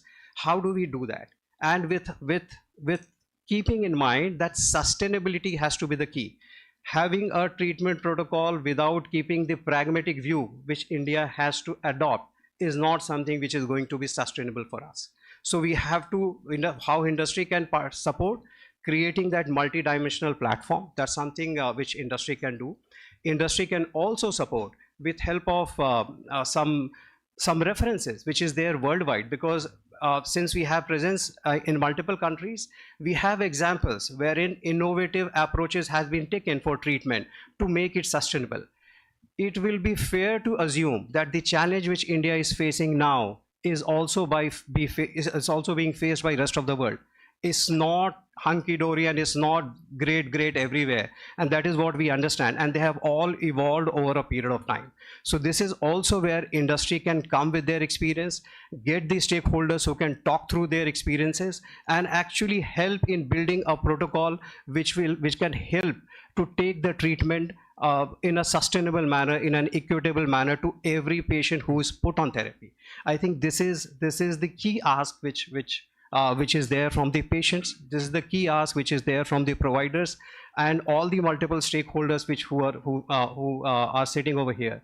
So I think one of the most important role which industry can bring in is bringing in multi-dimensional stakeholders, bringing in the experience from across the world, and also coming forward and committing that what is it which they will do for ensuring that there is a sustainable cost. The affordability barrier can also be addressed. I think these are the three things which we can do as industry for sure. Thank you.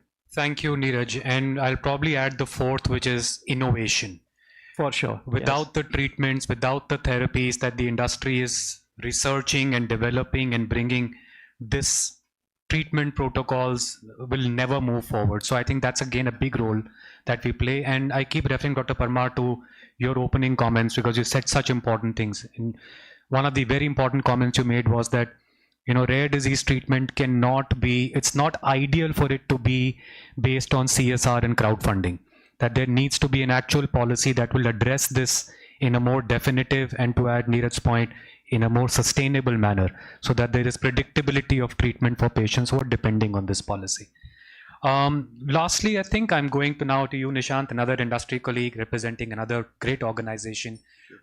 Same question, what role do you think the industry can play? Okay, so as a quick introduction, I'm Dr. Nishant. I've been associated with rare disease treatment for the past 14 years now in various different organizations. Well, what role we can play? But before we understand the role, we have to understand what are the challenges which the COEs or the rare disease ecosystem is facing. We've heard about referral challenges. If you see around, and I'll throw you some numbers, around 10% of the suspects, once seen from a primary healthcare setup, actually land up to a COE. If you see COEs are also at different levels of diagnostic capabilities. Not all the COEs are at the same level. Some are able to do really high-end mutation testing. Some require support even on DBS. There are, if you see also with respect to COEs, operational guidelines. There is, within the COE itself, there are various ways of functioning for assessment of patients, assessment of diagnosing patients, procurement of the treatments, etc. And so what can we provide as solution, Sharad? So basically what I'm talking about is some examples which we've already done. So I take care of India and Southeast Asia.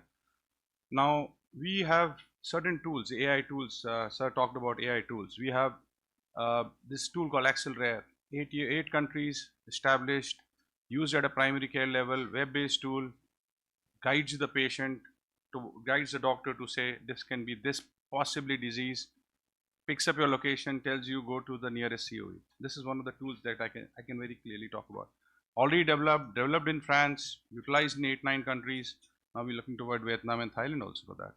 Now, if you look at a more advanced system, if you have very established things, I think what we have to understand that not all COEs are at same levels of operational efficiencies and diagnosis and treatment. So there are certain things like what we did with one of the Indian doctors in Singapore, utilization of AI, analyzed 13 lakh electronic health records, looking for Fabry and Pompe, and diagnose this in addition to a relatively more common disease like familial hyperlipidemia.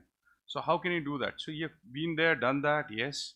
Now the Singapore government has utilized their AI and they are developing their own electronic health records to do that. So this is more advanced that we can talk about. Now, if you look, we spoke in the morning that ma'am talked about that through NPRD we get 5 crore funds for getting the equipment. That's fine. But then Dr. Ratna is here and she can vouch for it that just not the machines, but to understand how to run those machines, standardization of that, we can liaise. We have liaised with certain labs to train them and also got them international exposure so that they develop that standardization which leads to a good machine providing a good output. If you look at treatment, now as I said, varying levels of assessment and eligibility, patient, the biggest problem which comes is post-diagnosis and COE, patient does not know where do I go next, what forms do I fill, which room, which fellow do I meet. Now, how can we do that? There are programs like if I say Argentina, since 2012, they're running this program looking at 700 patients. They provide them very clear-cut guidance. Listen, you are from ESI, this is the thing you need to do, you can go.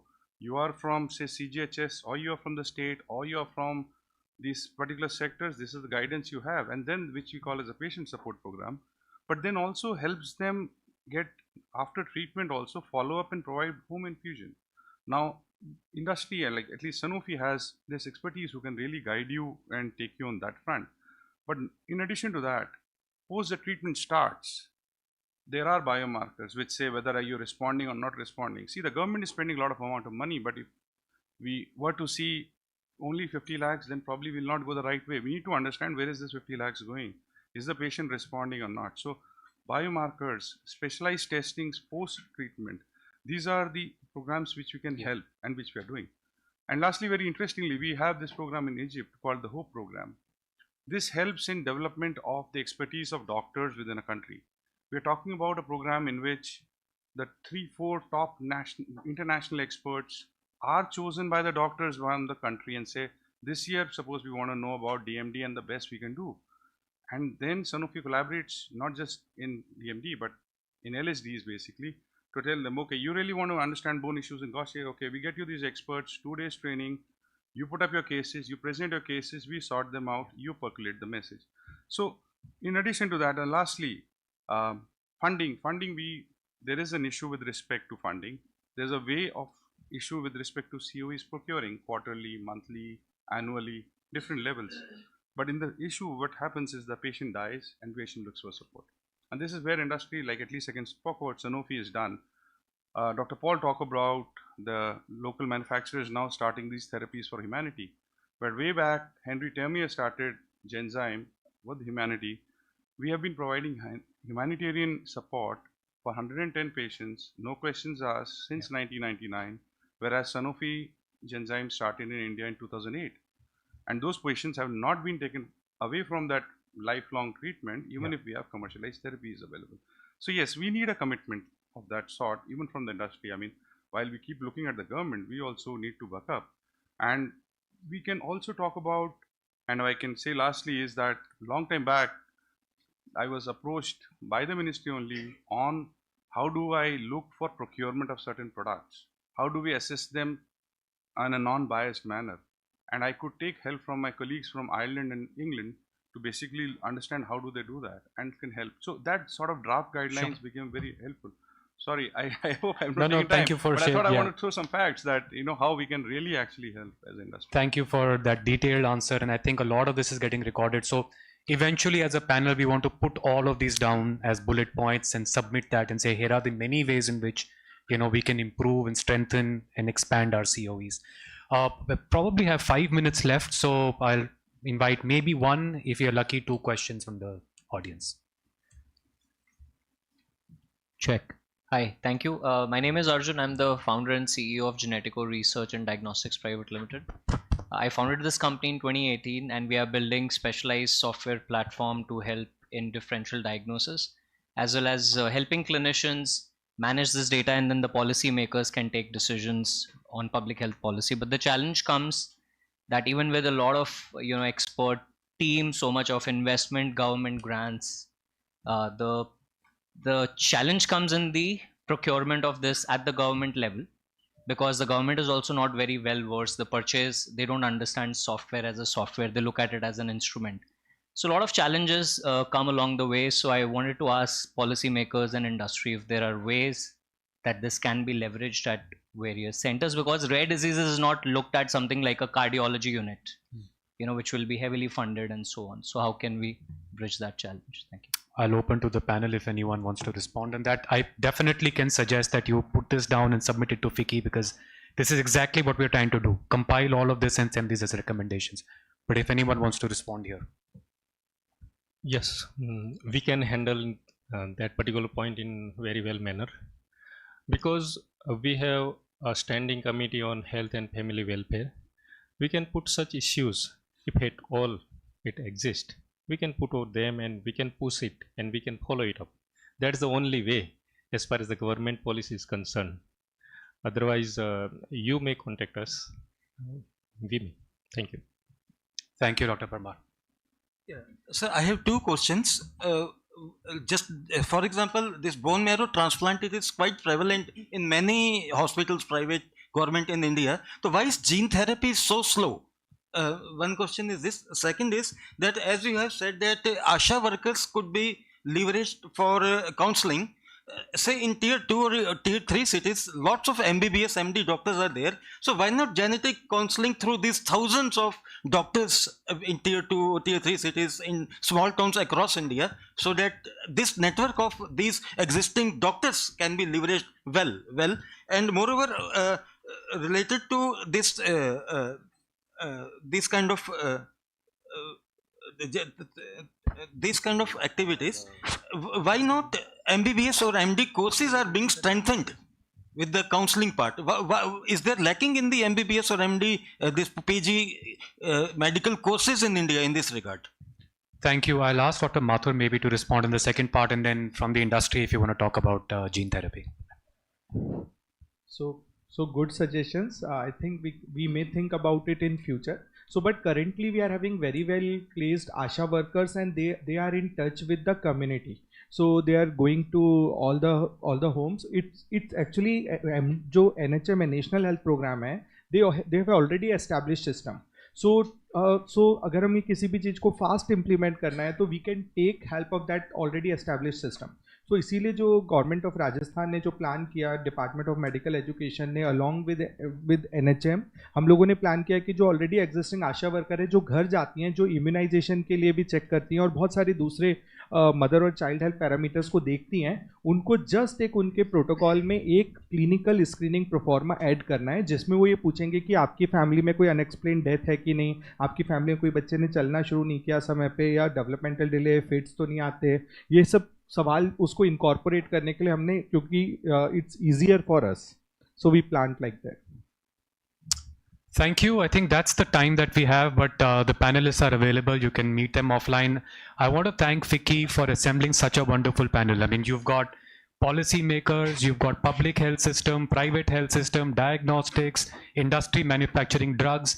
This couldn't be a better panel to address the topic that we have today. Yes, please, sir. Thank you so much. Very interesting panel. I think it's probably looks like keep going on. But I just like, I think just want to when I'm thinking about, I'm come from diagnostics. So I thought I just wrote two lines. Let me just takeaway message for all of you, maybe for at least our message from diagnostic, what's Vikil? In the shadows of ignorance and silence, in the shadows of ignorance and silence, rare lives wait. In the shadows of ignorance and silence, rare lives wait, lost in delays, trapped by fate. A test in time, a test in time and strong diagnostic system can change their night and day. A test in time and strong diagnostics system can change the night and day. Let's join together, give them a chance, and light their way. That's what I want. Wow. Thank you so much on that very inspiring and very encouraging note. Thank you so much, sir. Thank you so much, esteemed panelists. Thank you, Chairperson, sir. Thank you, moderator of the session. We'll just take a moment of yours. We'll take a group photograph and like to present a memento to our panelists. Once again, may I request you all to put your hands together. Thank you for that wonderful and very invigorating session with so many actionable takeaways. May I request Mr. Ishan Pandita from FICCI to kindly join us onto the stage in presenting the mementos. We are taking a group photograph right now. Thank you so much, esteemed panelists, for this moment and of course this great discussion that we've just had. We like to present a memento to our Honorable Chairperson of the session, Dr. Jaswant Singh Parmar. Thank you so much, sir. Thank you for your valuable time and great inputs. We thank Dr. Ravi Gaur. Thank you so much. May we now present a memento to Dr. Ratna Dua. Thank you, ma'am, for joining us. We thank Dr. Priyanshu Mathur. Thank you so much for your valuable contribution. May we thank Mr. Neeraj Kumar.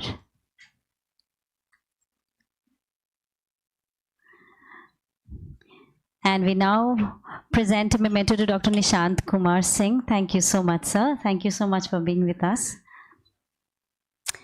May I once again request Mr. Ishan to now present a memento to Dr. Prasanna Kumar. Thank you so much, sir. And may we request you all to kindly put your hands together for the moderator of the session for wonderfully conducting and concluding the session.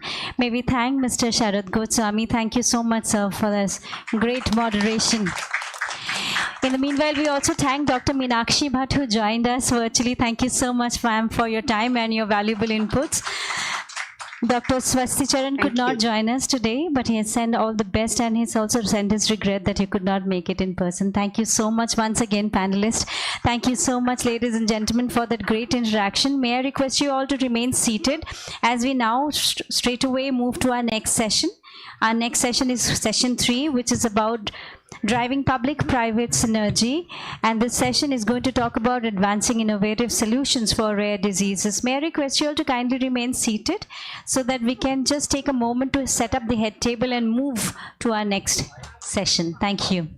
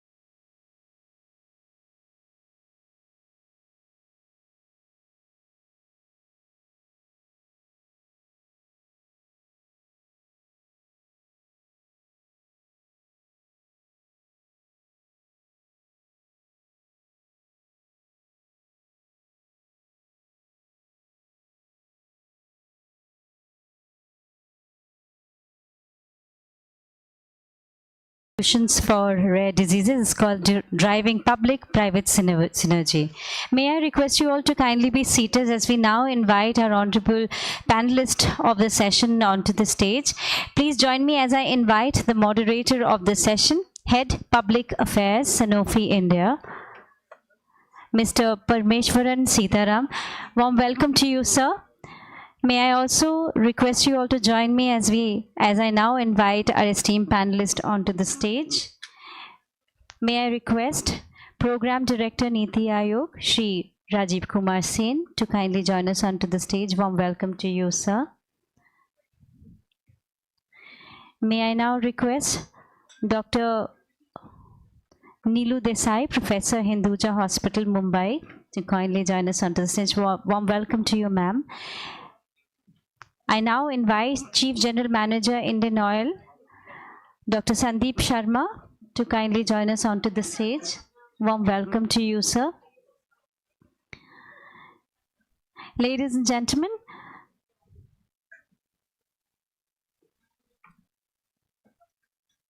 some of our panelists today have joined us online, and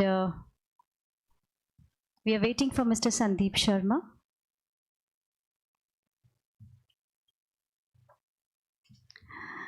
May I request the organizing team members to kindly request Mr. Sandeep to join us on the dais. Ladies and gentlemen, some of our speakers are joining us online. Dr. YK Gupta, who is President AIIMS Bhopal and AIIMS Jammu, who is going to join us online. We have Professor Vishwanath Pingali, Professor IIM Ahmedabad. He would be joining us online. And Director Corporate and State Affairs, AstraZeneca, Dr. Ajay Kumar Sharma will also join us online. We've also been indicated that Associate Professor, Department of Nephrology, IPGMER Hospital, Dr. Atanu Pal is going to join us online. And I think we've also been indicated that State Nodal Officer, Directorate of Health, Trivandrum, Kerala, Dr. Rahul shall join us online. Without any further ado, may I request the moderator of the session to kindly take over. Over to you, sir.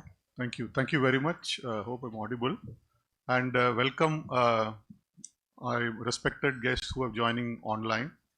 I think as we come to the last session of the day, which is essentially around, I think since morning we have been talking about driving public-private partnerships, driving public-private synergy. And how do we look at advancing innovative solutions for rare diseases?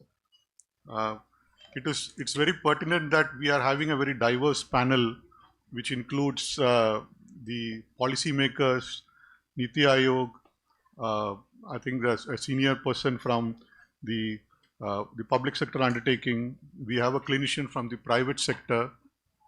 We have a professor from the erudite IIM Ahmedabad, and we have representations from the centers of excellence, and obviously my colleague Dr. Ajay is joining in. So I think before I kind of start off, if Dr. YK Gupta has joined in, if you can confirm Dr. YK Gupta has joined in, if you can just confirm. So I think by the time Dr. YK Gupta joins in, I think the topic essentially is something which is of great importance, because we are looking at a system where we have fragmented care pathways, limited access to therapies, and also high treatment costs, which I think has been talked in panel 1 and panel 2.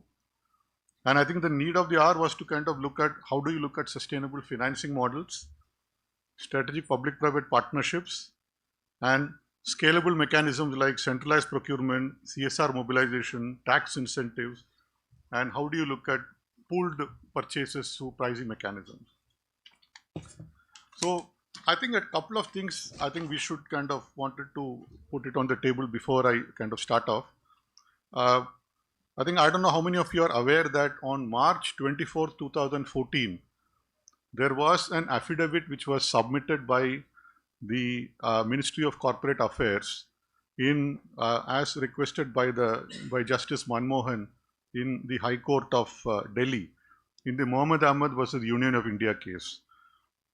I think that affidavit is very significant because I think the affidavit talks about, it was filed on the 24th of March, and the Ministry of Corporate Affairs had mentioned that they are actually re-nomenclaturing the Schedule 7 of the Companies Act to kind of not only promoting healthcare but include preventive healthcare, and this would encompass the entire healthcare area including treatment of diseases.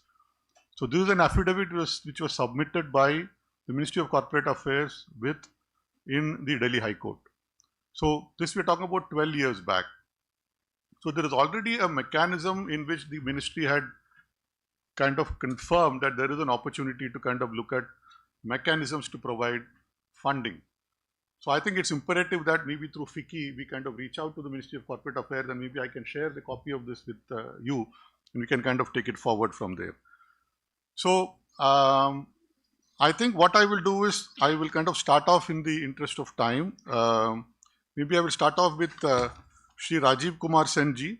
So sir, what role do you think can Niti Aayog play in integrating rare disease management into the broader national health strategies such as, say, Ayushman Bharat, and ensuring that patient advocacy voices are part of the planning process? So a very good afternoon to all of you, and thanks to FICCI for having me here. First, let me admit that I am not a very, very knowledgeable person as far as this is concerned. However, you know, I have been working with Dr. Paul, who you have all heard in the morning. So, I mean, before answering the question, I would just like to, you have heard, but I'll just sort of repeat it in brief of what NITI has done. As you know, NITI is a policy making body, and we are into designing of schemes and helping the ministries and the states to sort of look at policy, how it could be improved, how it could be modified. So in that context, when this issue of rare disease, it was already there, but it came to our notice. So Dr. Paul said that, you know, we need to do something. So what we found is that, you know, there are some areas which were very low, had low hanging fruits. So what we found is that some of the APIs were being taken from India, exported out. Final products were, manufactured, they were exported. And if the final product had to come to India, you could, all of you know that, it was coming at a very, very high price. So we interacted with some of them and some of the manufacturers, and we had around 3-4 meetings, and then we could, some of them were ready to manufacture in India, and they have already started. I am not going into the names. I have the list. I can send it to FICCI for your information. And the costs for those have come down drastically.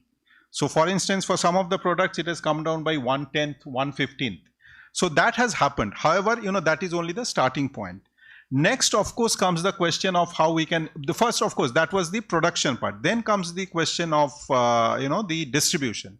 Because as you know, being rare products, these rare drugs, it's very difficult for all to know where it will be available and how it will be available. So that challenge still remains, though we are trying to address it through the COEs, setting up of an integrated information center where people would know, which drug for which disease is available. However, it's still a long way to go. And coming now to your question, I would, in brief, give some of the things that we think can help in this. One, of course, is the access. As I said, the ABPMGY program has already in its fold has the rare drugs in it, rare diseases included in it through the Rashtriya Arogya Nidhi and all that. So one could be, as I said, a telemedicine model may be developed by the COEs for the diagnosis, follow-up of rare disease patients, because it's not a one-time. In many cases, we need to manage the patients. So there needs to be an integrated system where the patients are not only informed, but they're also managed. So that's to come to the point. In addition to access to medicines, patient compliance is also difficult for many patients. A patient manager / social worker may be engaged at the COEs who can keep a track of such patients and ensure compliance with treatment regimens. Secondly, increasing awareness. Now, this is something which we found is very much lacking. As I said, people don't know that there are medicines available, and if they are available, where are they available? So these are the two big issues that we found while interacting with all these stakeholders. So some of the areas which the Ministry of Health and Family Welfare is already doing is to have press briefs, felicitation of indigenous manufacturers, advertisements on National Rare Disease Day, and professional associations like the Indian Academy of Pediatrics and many others may undertake these types of IEC activities among its members. So that is another way of improving the awareness about these diseases and the availability of the medicines if they are available. Under this NDCT rules 2029, provision for regulatory approval. Now we come to the approval part. Approval of drugs that is already approved by other regulatory bodies. It can be immediately produced here. So that provision is already available. I think we need to make use of that more to ensure that these types of drugs are made available. Second, of course, is to reduce the cost. There should be no dossier fee for orphan drugs approval. Clinical trial waiver for a subsequent manufacturer or of orphan drugs. Such manufacturers may only need to pay what we call the bioavailability or bioequivalence studies. That reduces the cost to a certain extent. Smaller batch sizes for orphan drugs may be provided with valid justifications. Waivers for diseases notified under the National Rare Disease Policy also exist among other provisions. So these are all provisions are there. Only thing is we need to enhance the awareness and ensure that these are followed and implemented by the regulatory authorities, which again I would like to say that in our interactions with the CDESCO and others, we have been and they have started implementing these things and ensure that these whatever are the guidelines they are followed. So that's my thank you. Thank you, sir. I think very clear. I think two things which I take from what you mentioned. One is I think the API. I think India is strong in the small molecule area. I think the triaging of it by looking at diseases which are commoner and I think therapeutics which are of small molecules would actually provide early wins in India, maybe even looking at repurposed drugs. So that that would provide a segue for maybe even more complex molecules research and manufacturing in India. Thank you very much, sir. And the other point that you talked about, considering that there are the acute paucity of COEs, geneticists in particular, I think the concept of telemedicine and on a sustainable basis, like in a hub and spoke place, I think, thank you very much. That's a good point. I come to Dr. Sandeep Sharma. Sir, as the Chief General Manager of Indian Oil Corporation, so how do you think large public sector enterprises could contribute to rare disease management through strategic partnerships with government, healthcare providers, patient advocacy groups, and maybe via CSR contributions? So what's your view on that? Thank you very much, sir.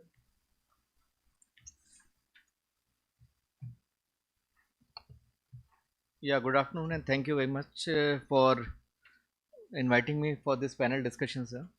So, working for a long time now, more than 28 years in Indian Oil Corporation, what we have come to know is that whatever the way the corporates they can contribute for different type of diseases or different type of health interventions is through management awareness, because top management awareness for this rare disease is very important, because until unless they themselves they are aware of the ground situation of the diseases, it won't be possible for the corporates to contribute for this specific issue. For example, sir, now immunotherapies, targeted therapies, they are very common in cancer. But the medical rules of most of the corporates, because I also represent the Scope Health Committee as convener. So immunotherapy, targeted therapies, they don't have any policy. They are not covered under the medical rules. But when the top management become aware through us, these are the things which are available in the market and they can benefit the patient, rather than going for the chemotherapy, you should better go for targeted therapies, although they are costly.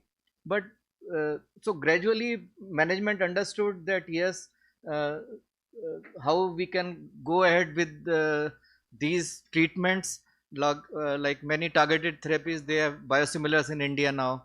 So the drugs which are produced in India, they can be easily made available at a lower cost, but targeted therapies which are being imported, they can be, a patient can have the patient assistance program, and other support program. So all this sort of awareness is required for the like the persons who are managing the show, like the medical personnel in the corporates, then the HR people in the corporates, and the top management, because ultimately it is the top management which need to be convinced how to help these particular issues. So this is important. Then second is on the basis of our Government of India rare disease policy, every corporate they should develop a policy for themselves. Like someone is diagnosed with rare disease during the employment, then what they will do with them. So like for Indian Oil, I am happy that we are supporting those sort of cases, and we are taking care of their treatment, although the treatment is very costly. So like we have most of the corporates now, because of the government support and government interventions and things, like tuberculosis policy is there, then HIV policy is there. So same way rare disease policy also should be there in an organization, so that in case of any rare disease, what they can how they can support to the employees and their beneficiaries, because these things are now, because of the improved diagnostics, they are now becoming very common. So this way, like we can contribute.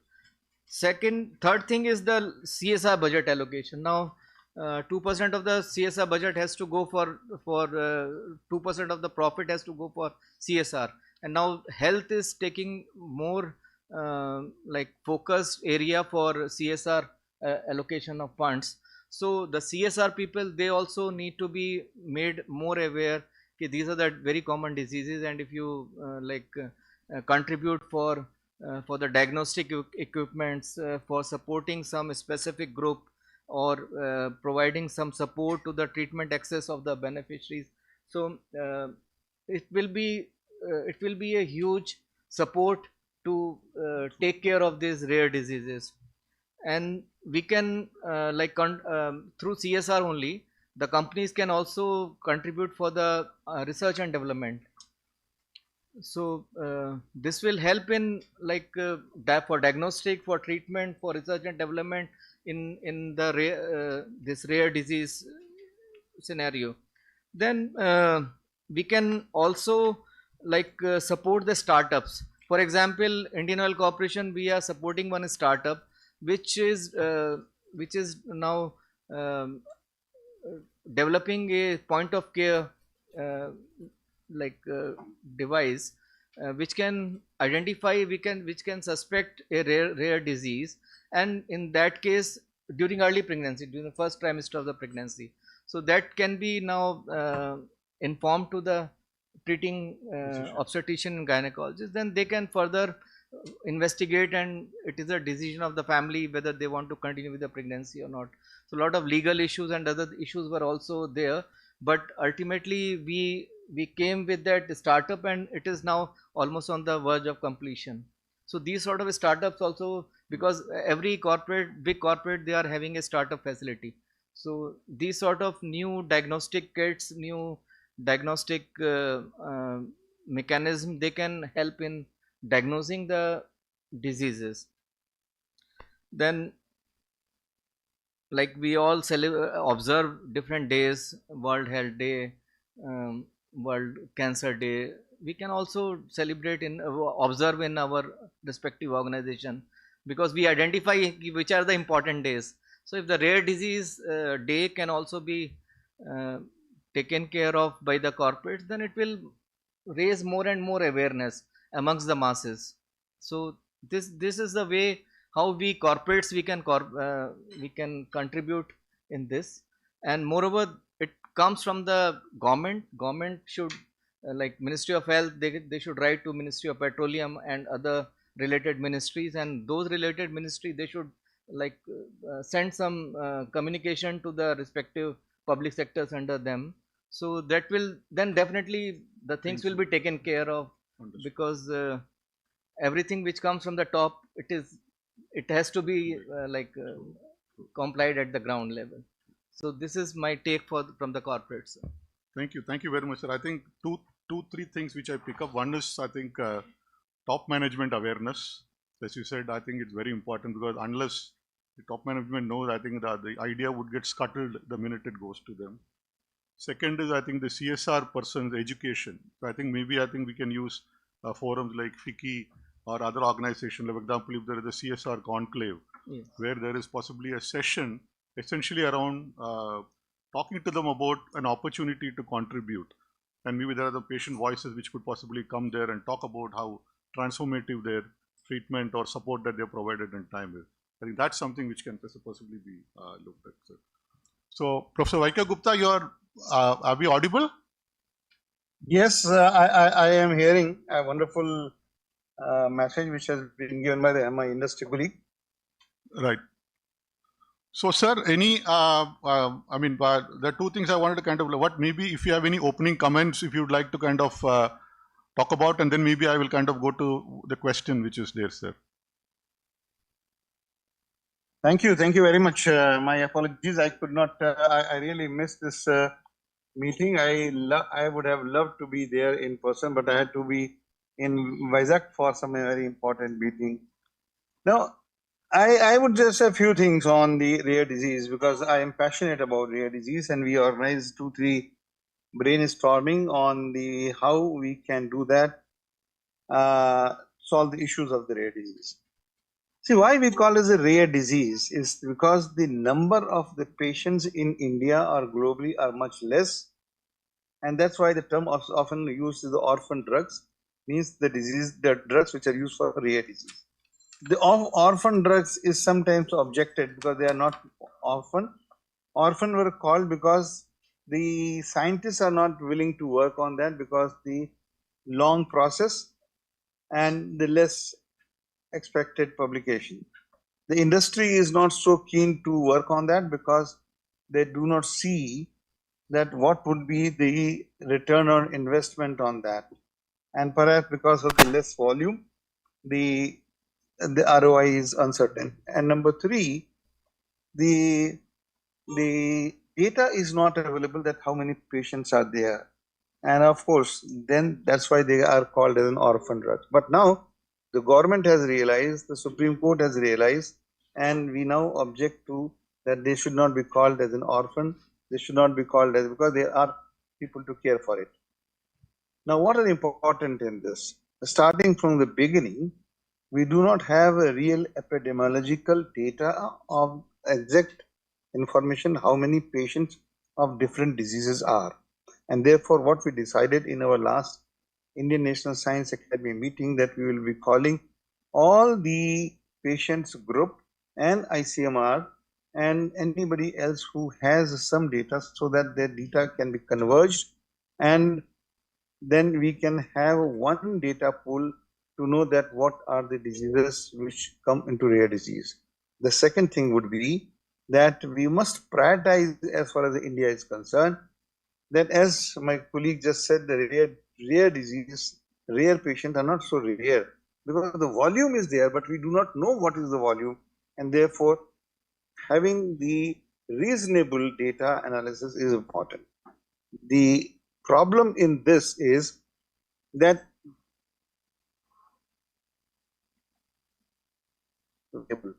and that is also complicated because the history of the disease is not certain, the course of the disease is variable, and therefore it is not easily understandable.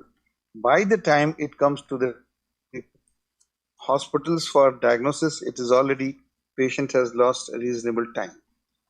So what is important here? Invest in developing diagnosis as fast as possible, and that is why Department of Biotechnology and also ICMR is putting money and giving funds for those who can develop molecular biology kits or diagnostic methods for which this disease can be identified.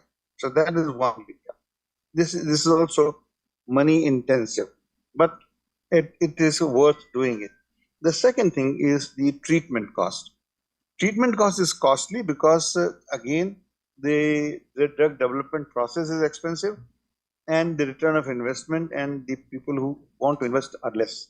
What could be the solution? the solution could be that you have to divide this into three. One is the possible treatment in terms of most of them are gene replacement or gene correction or maybe biologics. The other thing is, which is much more time consuming, but they are treatment, they are definitive. The second thing is, can we develop can we develop or can we do repurposing of the small molecules like hydroxyurea, which we recently called for that, and that is perhaps a intense discussion on which drug to examine for repurposing and for what disease. That will also require intense scrutiny.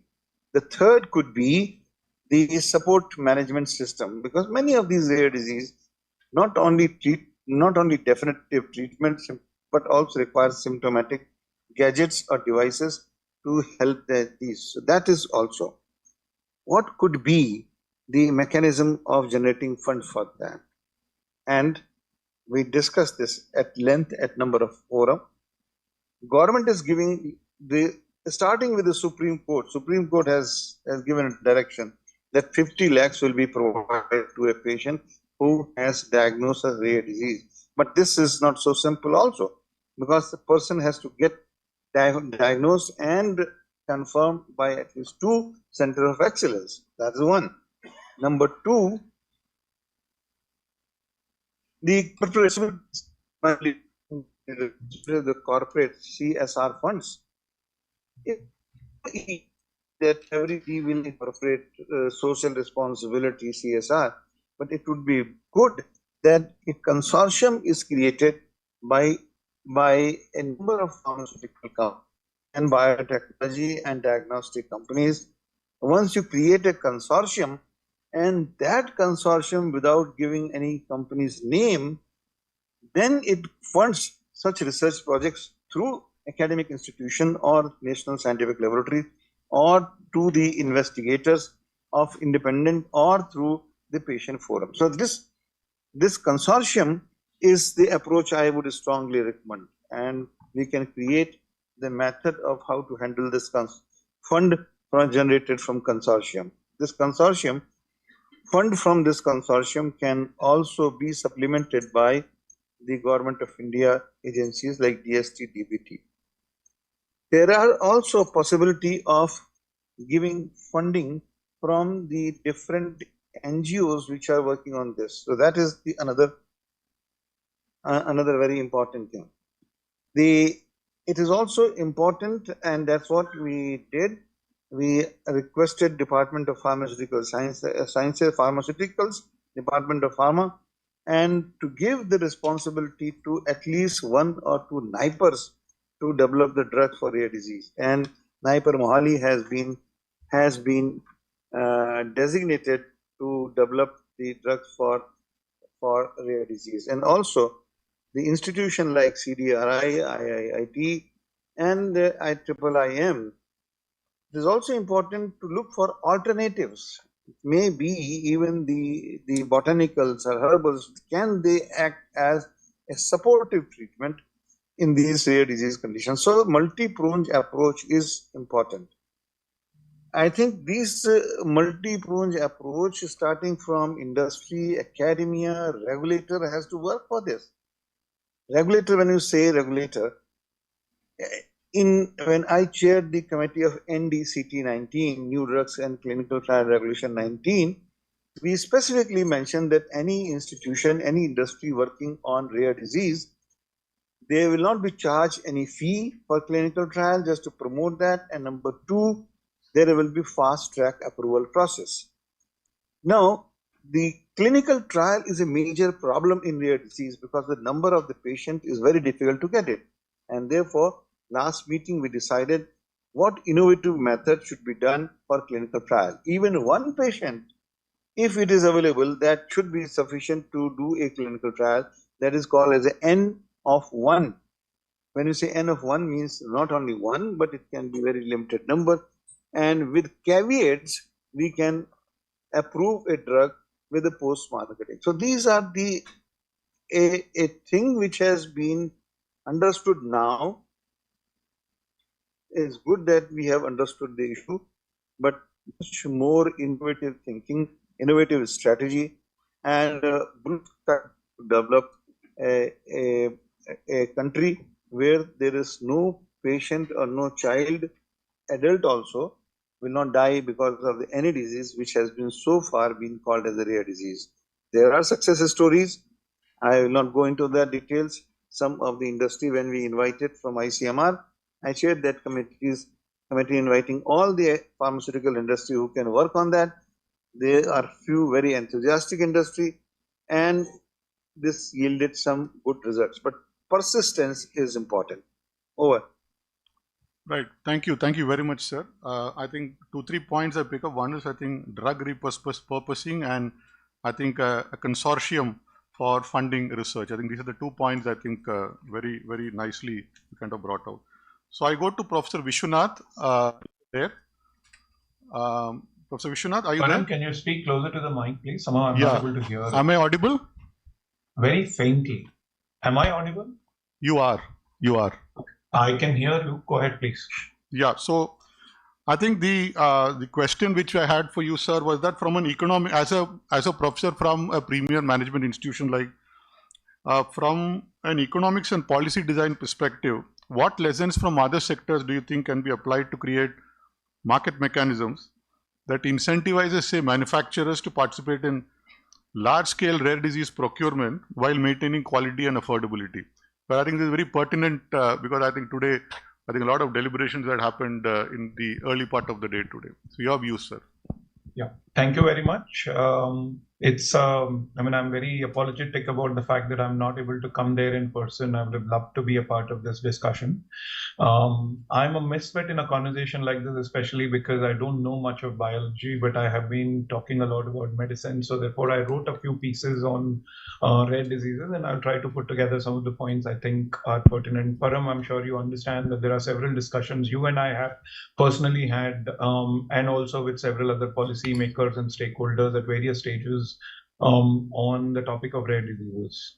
I mean, first of all, you talked about free markets, and as Dr. Gupta very succinctly pointed out, I teach a session on where markets actually fail, and rare diseases is one such typical case where free markets don't work unless there is a bit of a government intervention and regulation. What can other sectors teach us about our understanding of tackling the problem of rare diseases from what we saw? One of the proactive things that I saw in the last 2-3 years from the government side is actually reducing the tariffs significantly on rare diseases. I think tariffs play an important role, and I think today we all understand the importance of tariff and the dangers that these guys pose in terms of our mental health more than anything else. Right. So therefore, I think that's a very positive step that I actually saw. One of the main things that I see that could be taken from other sectors is when I see issues like, when I see things like TB. Again, I wrote a lot on TB as the original pandemic that we faced.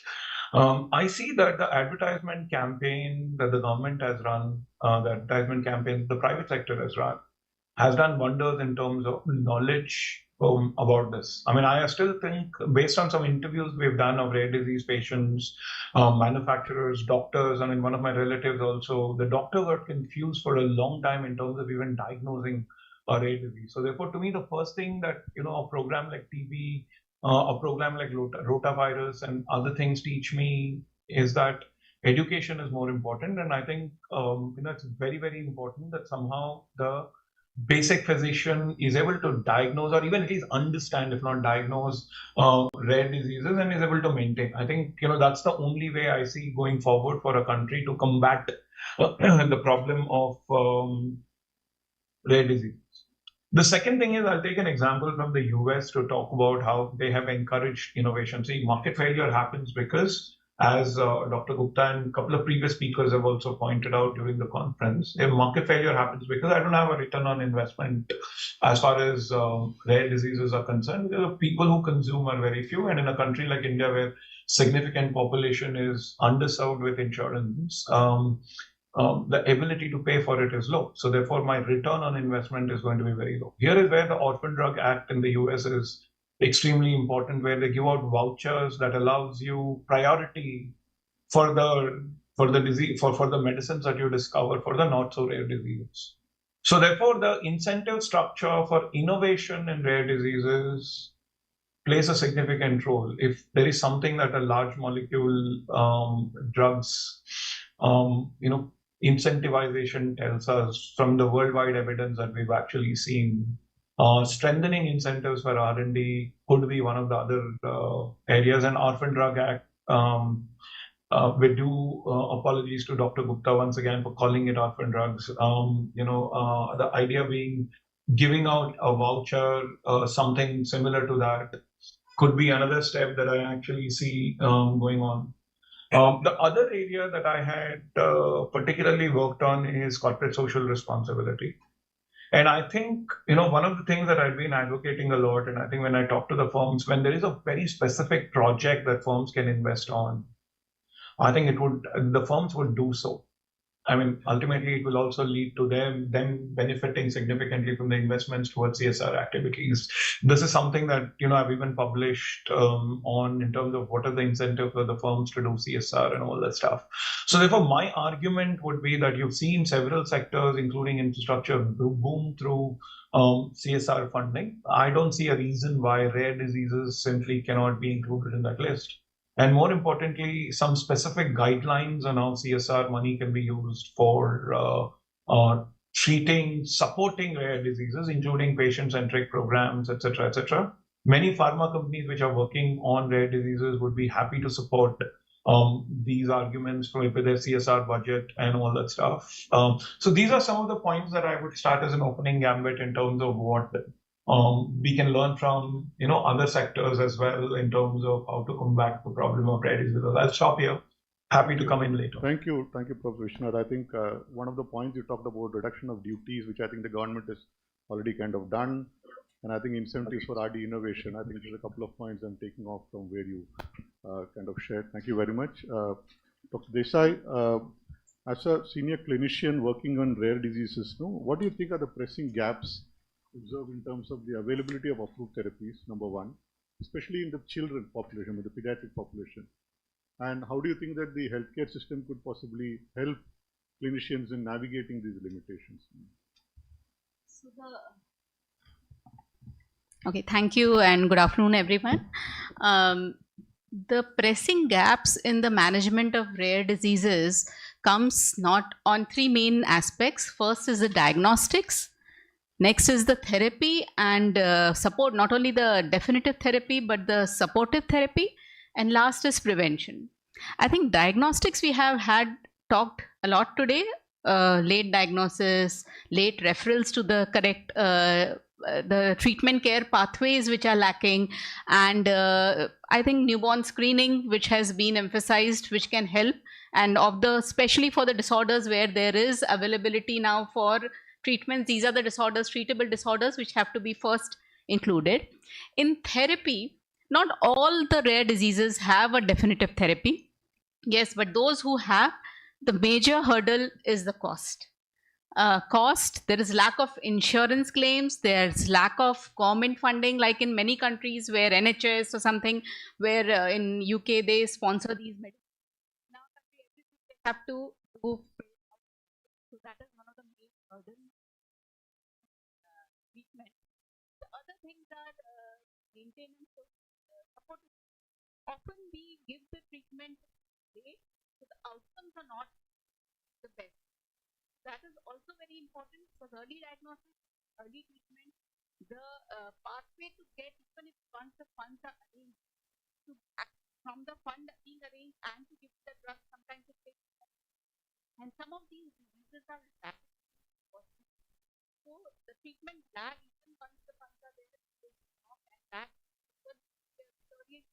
and the results. So that lag also taken care by if there are green pathway where once the custom and everything clearance is done immediate, so that unnecessary hurdles when we are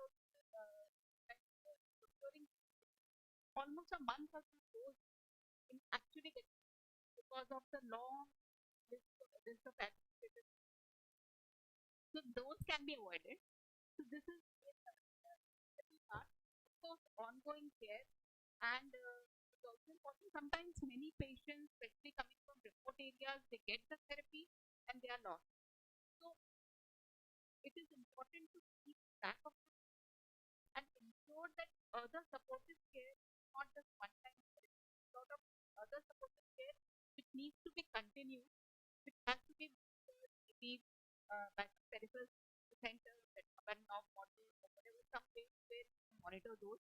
That to ensure it is not just a treatment given once, and it is good to have a data and to see how these are doing, so that you know how much you have to invest. So not all cases will work very well.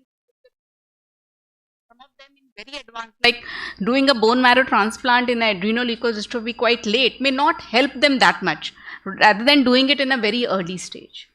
So this is the therapy part. The last hurdle is in the prevention. So of course, genetic counseling, Dr. Gulati said in the morning, to have another child with the same disorder is like, it's very wrong on the part of the healthcare that they could not counsel the family properly. Awareness about some of these disorders are also because of inbreeding, consanguineous marriages and all. Awareness that marrying in family may sometimes cause more of genetic problems. This also, though some communities in India, they have it as a routine, but it is important to bring this to notice that such things, such practices can increase the risk of genetic disorders. Thank you, ma'am. I think one is, I think you talked about consanguinity, and I think you talked about the administrative hurdle. Even if, for example, you're looking at a named patient basis kind of imports, I think that's where I think you kind of talked about. Thank you very much. We go to Dr. Atanu Pal. So, can you hear us? Yes, I can hear you. I can Yes, hear you. thank you. So I think it's a contribution to the rare disease ecosystem, and SSKM being a premier center of excellence, sir, for rare diseases. What are your views on, say, a public-private partnership collaboration in the area of early diagnosis, standardized treatment protocols, and maybe patient support systems, sir? And in cases where there are complex cases, how do you kind of think that sustainable funding could also be looked at from the perspective of a center of excellence? Thank you, sir. Thank you for the question. First of all, I must express my gratitude that FICCI has invited me.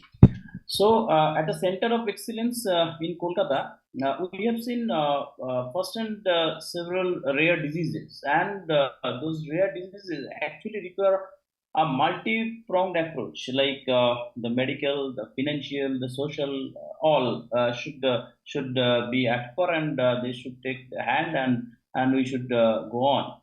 Now, the public-private synergy is absolutely critical here. For example, in our center, that is Center of Excellence, when we started screening atypical HUS, these cases actually, when in 2015, 2016 down the lane, if we go that particular years, then it was actually rare. Now, when we started screening these cases, then gradually we came to know that these are not that rare, because we are getting lots of referrals throughout the different parts of West Bengal as well as the surrounding states. And now, today, in our ward, in our medical ward, this nephrology ward, we are having 5 cases out of 30 female patients. So this is absolutely awareness that has been created, and this awareness was created not only with this government sector, that was us, but we have organized several awareness programs, the CME, through different organizations, and that has created some information spread or awareness in different parts of West Bengal, particularly the different hospitals, state hospitals or the private hospitals. Now, getting referral from all those people are actually increasing the number of patients that were actually, we thought it's very rare. So this is very, very important that we should conduct this CMEs, a workshop or awareness program or campaigning through different organizations, that may be NGOs, that may be any pharmaceutical company, those who are stakeholders in the rare disease program. Say, for example, here in atypical HUS, we are going to have one molecule, that is eculizumab, that is will be available soon in India, which is available outside world for the last 10-15 years. Now, when they actually came to us, we told them that we don't have the facility of doing investigations. The investigation starts with Adam TS13. That Adam TS13 is very rare to do even in the whole country. Now they actually offer the free of cost testing, and we have done the first case, and that the screening has been done to start with this Adam TS13. So with this, and the cost is also very high. So with this, the public-private partnership, actually the investigation process, that is also very important, and we are getting good support from these pharmaceutical companies who are having stakeholders. Now, if we are having 5, 10, 15 cases, like artificial issues, we are having around 10 to 15 cases in our hand currently. So if this molecule, that is eculizumab, is working in this particular group of patients, then there will be a definite benefit for the patient as well as for the stakeholders, that is the AstraZeneca. So here the interest of both the public as well as the industry supports, both will have actually the common interest will be served. So the most important thing in this particular area is the creating awareness, because if we actually deal with this rare disease, then we come to know that these rare diseases are that not so rare. So that is already been discussed. So this is very important, that public-private partnership is here, is a very good or a very big role to play to create the awareness. Next, the state support through the NPRD framework and the state health budget has enabled us to provide long-term care and establish registries, while private partners have strengthened the counseling, genetic testing, and awareness program.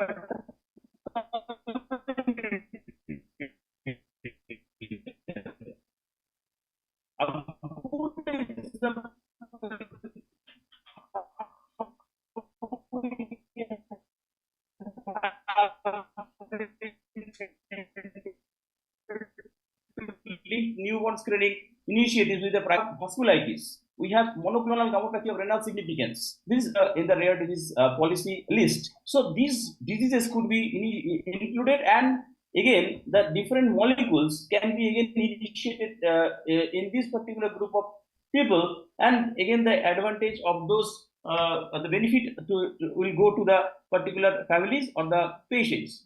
Now, moving forward, I believe that if we can create structured PPP models where government provides the backbone of infrastructure and funding, while industry and patient groups bring in innovation, therapies, and capacity building, we can truly make access to rare disease care equitable and sustainable, not only in Kolkata, but across India, obviously. Over. Thank you. Thank you very much, sir. I think although we lost you a little bit in between, I think that is the nature of, I think, having remote conversations. But I think one of the points that I pick up is public-private partnerships in diagnosis and also state support in registries. I think two of the key points I kind of pick up. I finally come to my colleague, Dr. Ajay. Ajay, you there? Yeah, Param. Yeah, hi. So I think as a seasoned industry professional, so can you kind of share what do you see as some of the global best practices which show that sustainable access to therapies require long-term public-private partnerships? And are there any examples of any other countries which you think are worth exploring and replicating, Ajay? Absolutely. Thank you, Param, for that question. And again, my gratitude to FICCI for inviting me here. And apologies to all. I wanted to be in person, but unfortunately I had to be in Bangalore. But Param, you touch a very important point. I think all the co-colleagues have spoken. First of all, I think we have to compliment the government of India here. I mean, it's been 10 years I've been seeing 2015, where were we with the minimal idea about rare disease, and today with the government support, assurance of 50 lakh rupees per patient in a lifetime, almost covering many of group 1 and group 2 diseases. We have come a long way. And probably if I have to ask, I mean, if I have to compare, we are one of the few countries in Asia who actually have a proper structured national policy of rare disease, which is also funded by the government.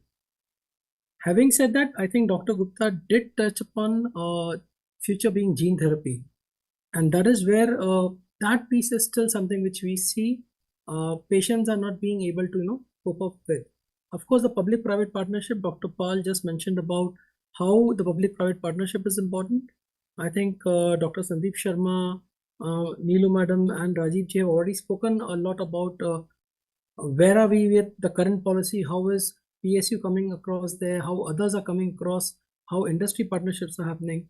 But one thing which is still eluding is we have committed 1,000 crores, but is that 1,000 crores still enough? And where is this 1,000 crore going to end? I think this question will keep coming in again and again till the time we do not have a sustainable solution of funding created by the government and also supported by all of us. So to that example, let me share with you an example from Russia. So in 2021, it was of course a brainchild of the president himself, President Putin.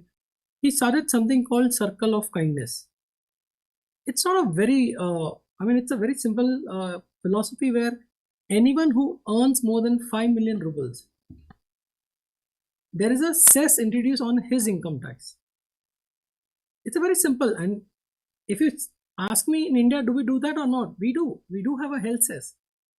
I mean, almost last year we collected 20,000 crores just from merely health cess. 20,000 crores.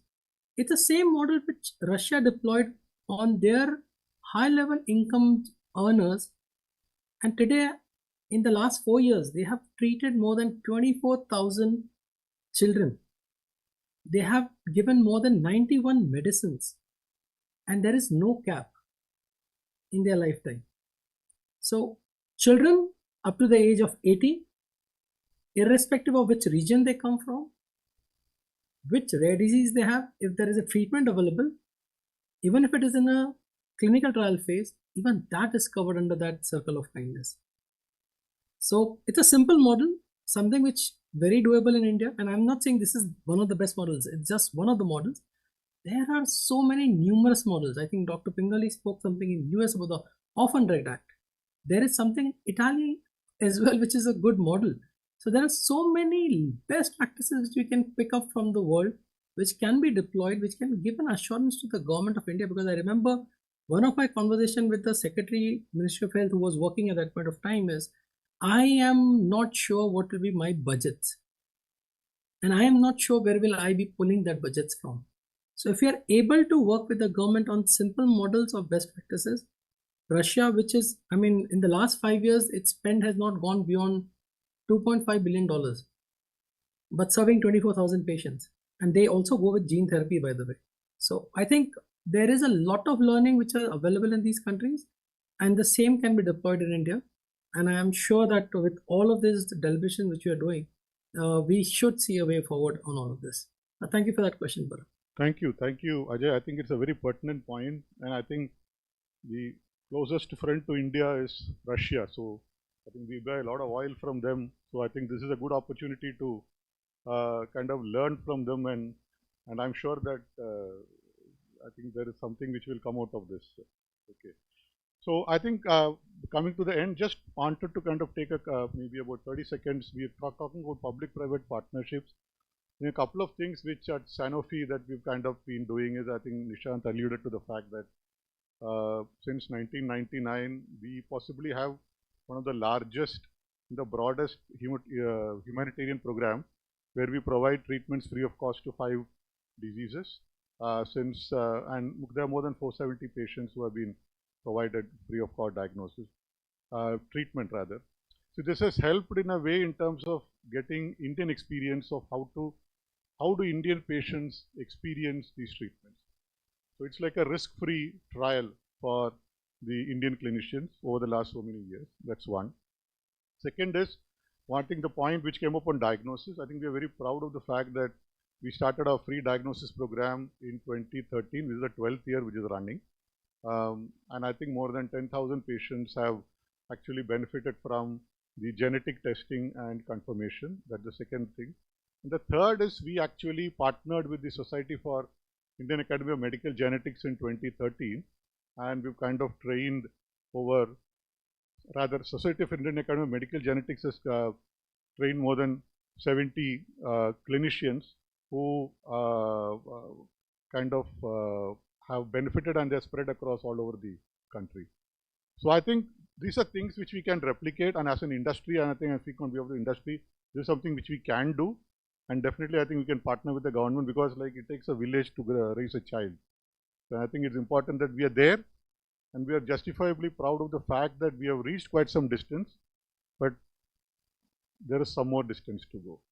So I think closing comments, sir, a few closing comments from your end, I think then we can wrap up. Yeah, thank you very much for these very rich discussions. Just one point I would like to mention, in the, I can call it in the mold of public-private partnership, is maybe we could go beyond the country, and if we can do of what we call a study on burden of diseases. Because see, some of these rare diseases are not only in India, they are also in the adjoining countries. So can we, obviously government has to be a part of that, and industry work out and sort of come to an estimate as to what will be the requirement, say for instance, if we take the Southeast Asian zone, which are the diseases which are among these rare diseases more prevalent, and can we develop a strategy towards that? Some of the our industry, pharma industry, working for those, and also to ensure that we become the production hub and we provide to all the countries. So something like that, of what we call the aggregation of demand, because this thought comes to me from, I was in defense for some point of time, and this is a very typical problem in defense industry. This was when people did not know how much, there's no, you couldn't sort of plan. You didn't know tomorrow how many of these particular missiles you have to produce. There's no forecasting of demand. But now that we have started exports, and what I'm given to understand from the industry, this problem has not gone off, but it's there, but it has come down, because now we are exporting many of the items in defense. We are exporting, we have a supply chain, and the level of the uncertainty that we had earlier in some of the products is not there. So maybe sort of trying to get an integrated view of the market across the borders after doing a proper, say, burden of disease study and all, could be some a futuristic strategy, but could be something that we could explore. Others, I think most of the points have been made, so I'm not repeating. Thank you, sir. I think very well put. I think that's an action item for all of us as we move forward. So thank you very much. So I hand it over back to the organizer.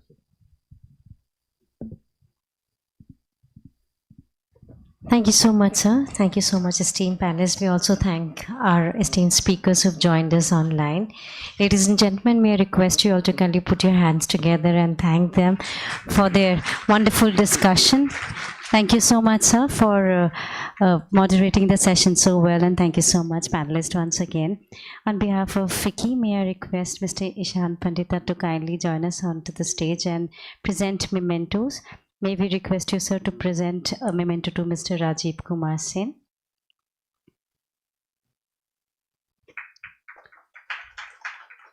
We thank Mr. Sandeep Sharma.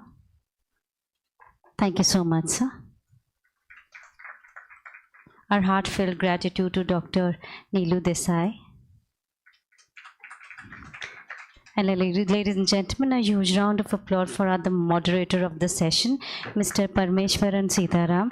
Thank you so much, sir, for conducting the session. And once again, a heartfelt gratitude to all our speakers who have joined us online. Thank you so much for being there with us and sharing your thoughts with us.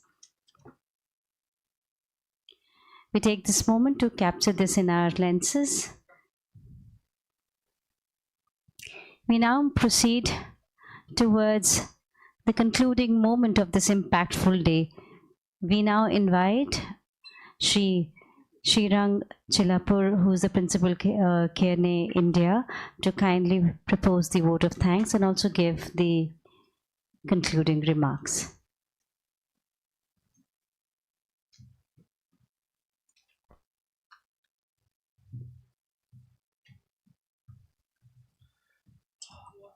Good evening, everyone. Eventful day, very insightful, and all the panelists that came here today and shared insights. I will introduce myself. I am a principal at Kani India. I am working with FICCI and Niti Aayog to convert the recommendations and actions that come out of this event into something that will not stop at this event, but continue beyond as actions that all of us can drive as part of the overall fight against rare diseases. I want to draw together the key messages across two threads. One is what the dignitaries said. They set a powerful tone for the day in the morning. They reminded us that rare diseases, although individually common, together impact millions of patients. The most conditions being genetic, impacting children, which is absolutely very, very important for us to take care of. And they present diagnostic, institutional, and infrastructural challenges for all of us. We also talked about national policy for rare diseases, which was highlighted as a major policy milestone, and the need to expand it through additional diagnosis, treatment, COEs, registries, and so on and so forth. We also celebrated things like NPRD, local R&D, manufacturing, and cost improvement initiatives. There were concrete examples that were shared where drugs that cost about 1.8 to 3.6 crores if imported today cost less than 90% of that, which are really good to hear. They also called for empathy, cross-cultural, cross-societal collaboration, because ultimately we all need to remember that behind each and every one of these numbers is an actual patient, an actual family, an actual child. The panel discussions also led to a lot of good insights. Innovation in advanced therapies was called out, need for indigenous research, need for R&D, need for robust funding and global partnership so that these global therapies can come to India. Strengthening the care pathway is very important. Strengthening our COEs, strengthening the hub and spoke model, standardizing protocols for diagnosis, treatment, expanding patient registries, all of this very, very important. And working with the PAGs, of course. Driving affordability and access, again, very, very, very important. Best practices around leveraging CSR budgets, tax incentives, pooled procurement, all of this was discussed. And we discussed a couple of state level best practices that can be adopted nationally. We also saw great comments from the floor. Some of you talked about newborn screening. Some of you talked about how doctors and ASHA workers can be educated better to help patients in tier 2, tier 3 towns. I thank all of you for your remarks. Ultimately, I also want to call out that what emerged today is that real progress in rare diseases can be only possible through united and collective action, which is something that we would want to drive as an outcome of this conference by recommending actions and to-dos for all the key institutions that are part of this, be it the government, the policymakers, be it the industry, be it the PAGs, be it the clinician groups, so on and so forth. Therefore, I thank the dignitaries at the beginning for charting out a bold path for us and a bold vision for us. I thank the experts, the advocates, the innovators, the clinicians for driving driving concrete action points. I thank the pharmaceutical institutions that are representing us today for their advancements in rare disease treatment and always being there for the patients. I also thank patient groups and all the delegates here for coming together and making this a combined fight against rare diseases. Last but not the least, I also thank FICCI for bringing all of this together, for bringing all of us together to discuss, deliberate, and hopefully we'll keep engaging with you on the actions that come out of this conference and how we can take all of this forward. Thank you. Thank you so much.